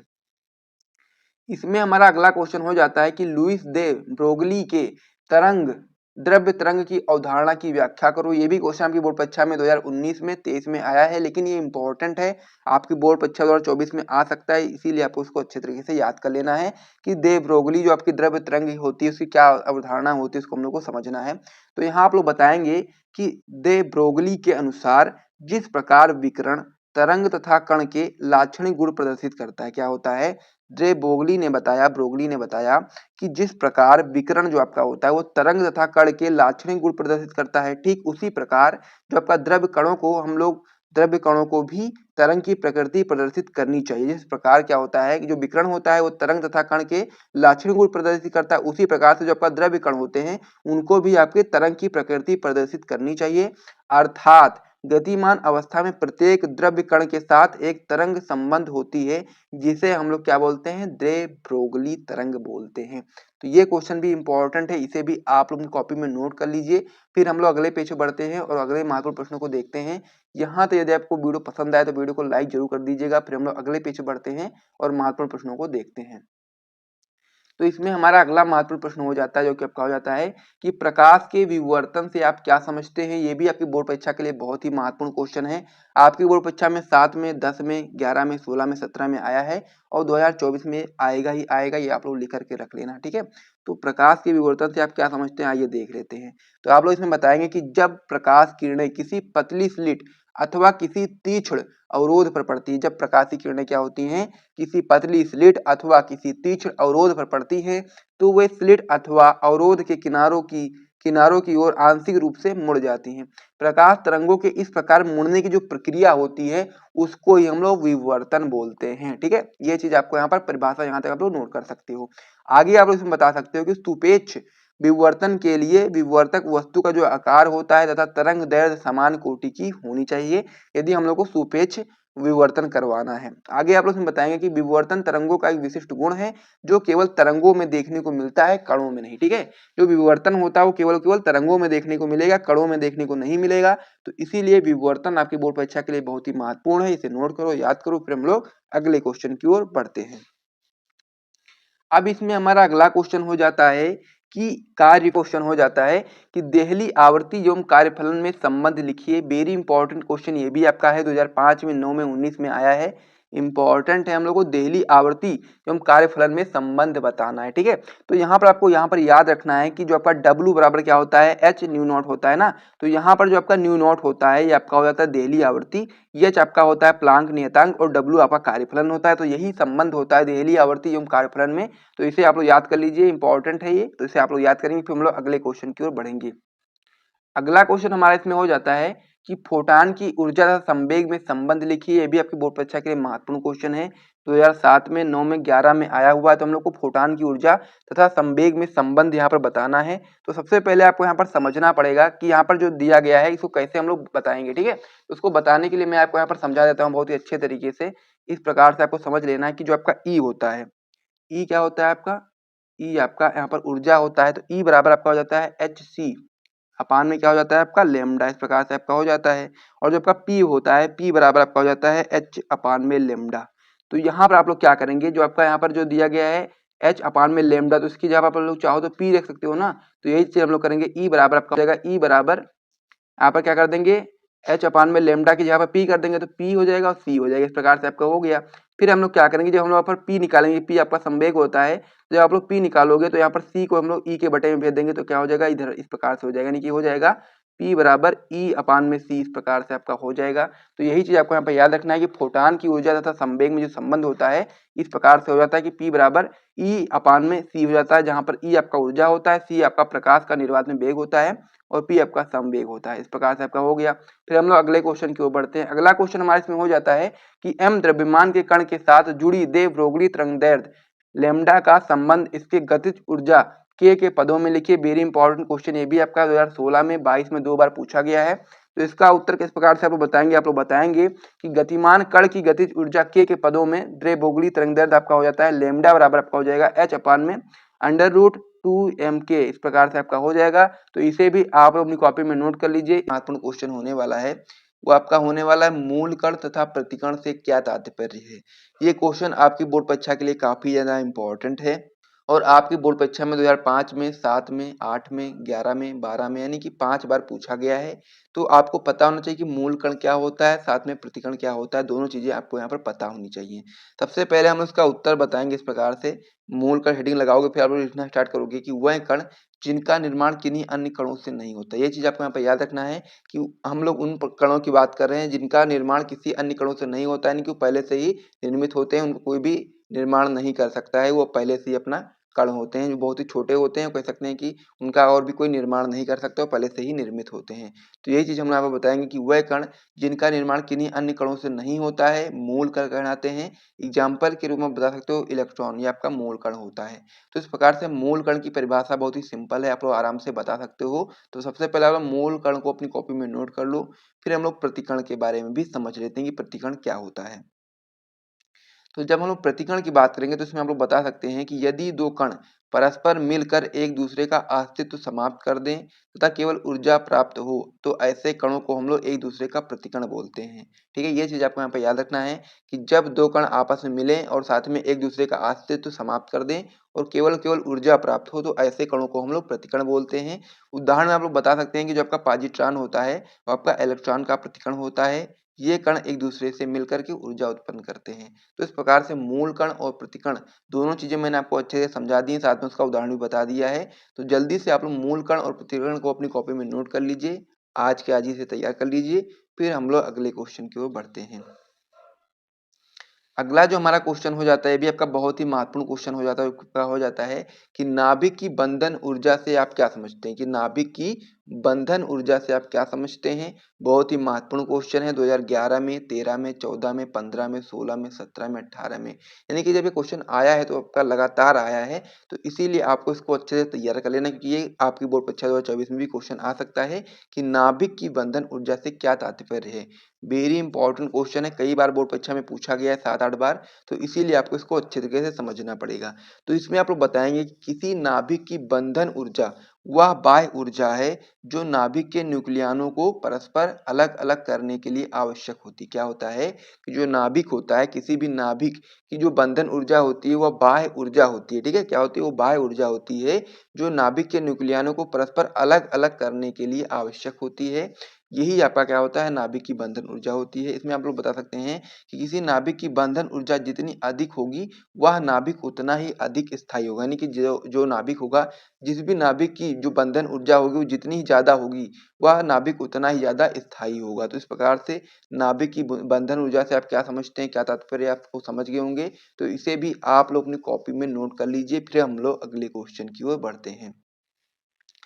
अब हमारा इसमें अगला क्वेश्चन हो जाता है कि परमाणु द्रव्यमान मात्रक यानी कि AMU से क्या तात्पर्य है। ठीक है, शॉर्ट फॉर्म में हम लोग इसे AMU बोलते हैं और साथ ही में आपका होता है परमाणु द्रव्यमान मात्रक। ठीक है, तो क्या तात्पर्य है इससे, साथ ही में इसके क्रिया के साथ संबंध बताइए, ये भी हमको बताना है। ये भी आपका इंपॉर्टेंट क्वेश्चन 2012 में, 18 में 2 बार पूछा गया है। तो एक AMU यानी कि परमाणु द्रव्यमान मात्रक जो आपका होता है वो कार्बन, जो आपका परमाणु कार्बन परमाणु C612 के द्रव्यमान के 12वें भाग को हम लोग क्या बोलते हैं? AMU बोलते हैं। और साथ ही में जब हम लोग को यहाँ पर बात करी जाएगी कि कि इसका किरदार के साथ संबंध बताए, तो आप लोग संबंध बता सकते हैं कि एक AMU बराबर होता है 1.66 गुणा 10⁻27 किग्रा होता है। तो इस प्रकार से परमाणु द्रव्यमान मात्रक यानी कि AMU से क्या तात्पर्य है मैंने आपको बताया, और साथ ही में इसका किग्रा के साथ संबंध क्या है वो भी मैंने आपको समझा दिया। तो इसे भी आप लोग अपनी कॉपी में नोट कर लीजिए। फिर हम लोग अगले पेज पे बढ़ते हैं और भी महत्वपूर्ण प्रश्नों को देखते हैं। यहाँ तक यदि आपको वीडियो पसंद आए तो वीडियो को लाइक जरूर कर दीजिएगा। अब हमारा इसमें अगला क्वेश्चन हो जाता है कि नाभिकीय विखंडन से आप क्या समझते हैं। ये भी आपका बहुत ही ज़्यादा महत्वपूर्ण क्वेश्चन है। 2006 में, 9 में, 15 में, 22 में 4 बार पूछा गया, लेकिन बहुत ही ज़्यादा महत्वपूर्ण प्रश्न है।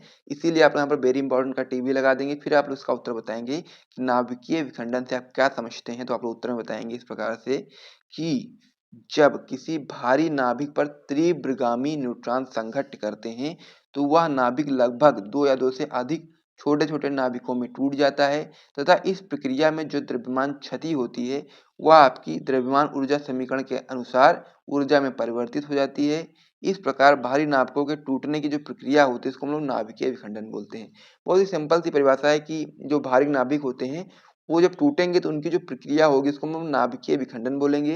और बाकी सारी चीज़ें आप लोग यहाँ तक बता सकते हो। यदि आपसे क्वेश्चन पूछा जाता है कि जब नाभिकीय विखंडन क्या होता है तो आप लोग बताओगे कि जब किसी भारी नाभिक पर तीव्रगामी न्यूट्रॉन संघट्ट करेंगे तो वह जो नाभिक होगा आपका लगभग 2 या 2 से अधिक छोटे-छोटे नाभिकों में टूट जाएगा और इस प्रक्रिया को ही हम लोग बोलते हैं क्या, नाभिकीय विखंडन। बाकी चीज़ें आप लोग यहाँ पर देख करके लिख सकते हो, ठीक है। हम लोग इसको उदाहरण के माध्यम से समझ सकते हैं कि जो आपका न्यूट्रॉन होता है, जब हम लोग उसको यूरेनियम 92 235 से जब हम लोग उसका क्या कराते हैं, अब क्रिया कराते हैं तो आपका यहाँ से टूट जाता है ये 2 या 3 भागों में। यहाँ आप देख सकते हैं कि आपका क्या है, बेरियम है 56 144 ये आपका बेरियम है, प्लस में आपका है Kr 36 89, ठीक है। इस प्रकार से आपका है। तो जो आपका Kr होता है ये आपका क्रिप्टॉन होता है, ये चीज़ अभी आपको यहाँ पर याद रखनी है। प्लस में आपका 3 दिया गया है न्यूट्रॉन, प्लस में E यानी कि ऊर्जा दिया गया। इस प्रकार से आपका एक समीकरण होता है। तो इसको भी आप लोग अपनी कॉपी में नोट कर लेना है। यदि आपसे नाभिकीय विखंडन के बारे में पूछा जाता है तो आप लोग को यहाँ तक लिखना है, साथ में ये चीज़ भी बता देनी है, ठीक है। तो ये आपका एक उदाहरण के रूप में हो जाएगा। तो इस प्रकार से ये क्वेश्चन भी आप लोग नोट कर लीजिए। फिर हम लोग अगले क्वेश्चन की ओर बढ़ते हैं।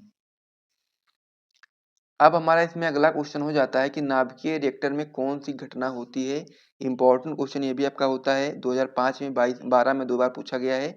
तो उत्तर में आप लोग बताएंगे कि नाभिकीय रिएक्टर में नाभिकीय विखंडन की घटना होती है। तो क्या होता है, जो नाभिकीय रिएक्टर होता है उसमें हमसे पूछा गया था कौन सी घटना होती है, तो आप लोग बता सकते हैं कि नाभिकीय रिएक्टर में नाभिकीय विखंडन की घटना होती है। तो ये वाला क्वेश्चन भी कंप्लीट हो गया। अगले क्वेश्चन की ओर बढ़े तो अगला क्वेश्चन हमारा हो जाता है कि नाभिकीय बल का अर्थ समझाइए। ये भी आपका इंपॉर्टेंट क्वेश्चन है।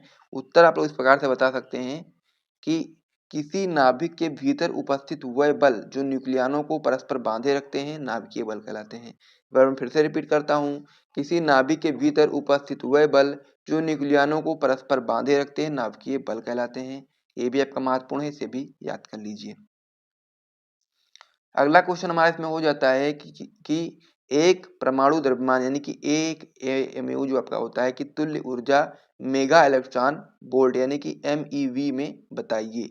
इंपॉर्टेंट क्वेश्चन है, 2006 में, 13 में, 23 में 3 बार पूछा गया है। तो हम लोगों को इसमें बताना है कि जो आपका एक परमाणु द्रव्यमान मात्रक जो आपका होता है AMU की तुल्य ऊर्जा जो होती है उसको हम लोग मेगा इलेक्ट्रॉन वोल्ट यानी कि MEV में हम लोग को बताना है। तो आप लोग बता सकते हो कि एक AMU बराबर आपका होता है 931 मेगा इलेक्ट्रॉन वोल्ट। तो इस प्रकार से ये चीज़ आपको यहाँ पर बता सकते हैं। इस प्रकार से आप लोग लिख देंगे, फिर आपको पूरे पूरे मार्क्स मिल जाएंगे। अब इसमें हम लोग अगले क्वेश्चन की ओर बढ़े तो इसमें हमारा अगला क्वेश्चन हो जाता है कि बंधन ऊर्जा तथा नाभिक के स्थायित्व में संबंध बताइए। 2005 में, 11 में 2 बार पूछा गया, ये भी आपका इंपॉर्टेंट है। तो इसमें भी आपको बताना है कि बंधन ऊर्जा तथा नाभिक के स्थायित्व में संबंध। तो इसमें हम लोग बता सकते हैं कि बंधन ऊर्जा नाभिक के स्थायित्व के अनुक्रमानुपाती होती है, अर्थात जिस परमाणु के नाभिक के लिए बंधन ऊर्जा प्रति न्यूक्लियन जितना अधिक होगा परमाणु उतना ही आपका अधिक स्थायी होगा। तो इस प्रकार से ये वाला जो क्वेश्चन था ये भी कंप्लीट हो गया है। वाला है वो आपका होने वाला है कि परमाणु में इलेक्ट्रॉन की स्थायी कक्षा किसे कहते हैं तथा उसकी शर्त क्या होती है। इंपॉर्टेंट क्वेश्चन है, दोबारा की बोर्ड परीक्षा में क्वेश्चन आया हुआ है 2012 में, 15 में। तो इसका उत्तर आप लोग किस प्रकार से बताएंगे, आइए समझ लेते हैं। तो उत्तर में आप लोग बताएंगे कि बोर की परिकल्पनाओं के अनुसार इलेक्ट्रॉन कुछ निश्चित त्रिज्याओं की कक्षाओं में घूमते हुए ऊर्जा का उत्सर्जन नहीं करता है। ये कक्षाएं जो आपकी होती हैं वो स्थायी कक्षाएं कहलाती हैं। बहुत ही सिंपल सा, एक बार फिर से मैं रिपीट करता हूँ कि बोर की परिकल्पनाओं के अनुसार इलेक्ट्रॉन जो आपके होते हैं वो कुछ निश्चित त्रिज्याओं की कक्षाओं में घूमते हुए ऊर्जा का उत्सर्जन नहीं करता है। और ये जो कक्षाएं होती हैं उससे हम लोग क्या बोलते हैं, स्थायी कक्षाएं बोलते हैं। यही पहला जो क्वेश्चन में पूछा गया था कि परमाणु में इलेक्ट्रॉन की स्थायी कक्षा किसे कहते हैं, वो आप लोग इसमें बता सकते हैं। आगे आप लोग इसमें बताएंगे कि तथा इसकी आवश्यक शर्त क्या है, उसे भी आप लोग बता सकते हैं कि इन कक्षाओं में परिक्रमण करते समय जो इलेक्ट्रॉन का जो कोणीय संवेग होता है वो h/2 होता है। 2 पाई का पूर्ण गुणज होता है। इस प्रकार से आपको बताना है कि इन कक्षाओं में परिक्रमण करते समय जो इलेक्ट्रॉन होता है उसका जो कोणीय संवेग होता है h/2 पाई का पूर्ण गुणज होता है, अर्थात आपका MBR बराबर आपका हो जाता है n, आपका अंदर हो जाएगा ब्रैकेट के h/2 पाई। तो ये इस प्रकार से आपका हो जाता है, जहां पर जो आपका n होता है, ठीक है, n आपका 1 2 3 4 ऐसे करके अनंत तक हो सकता है।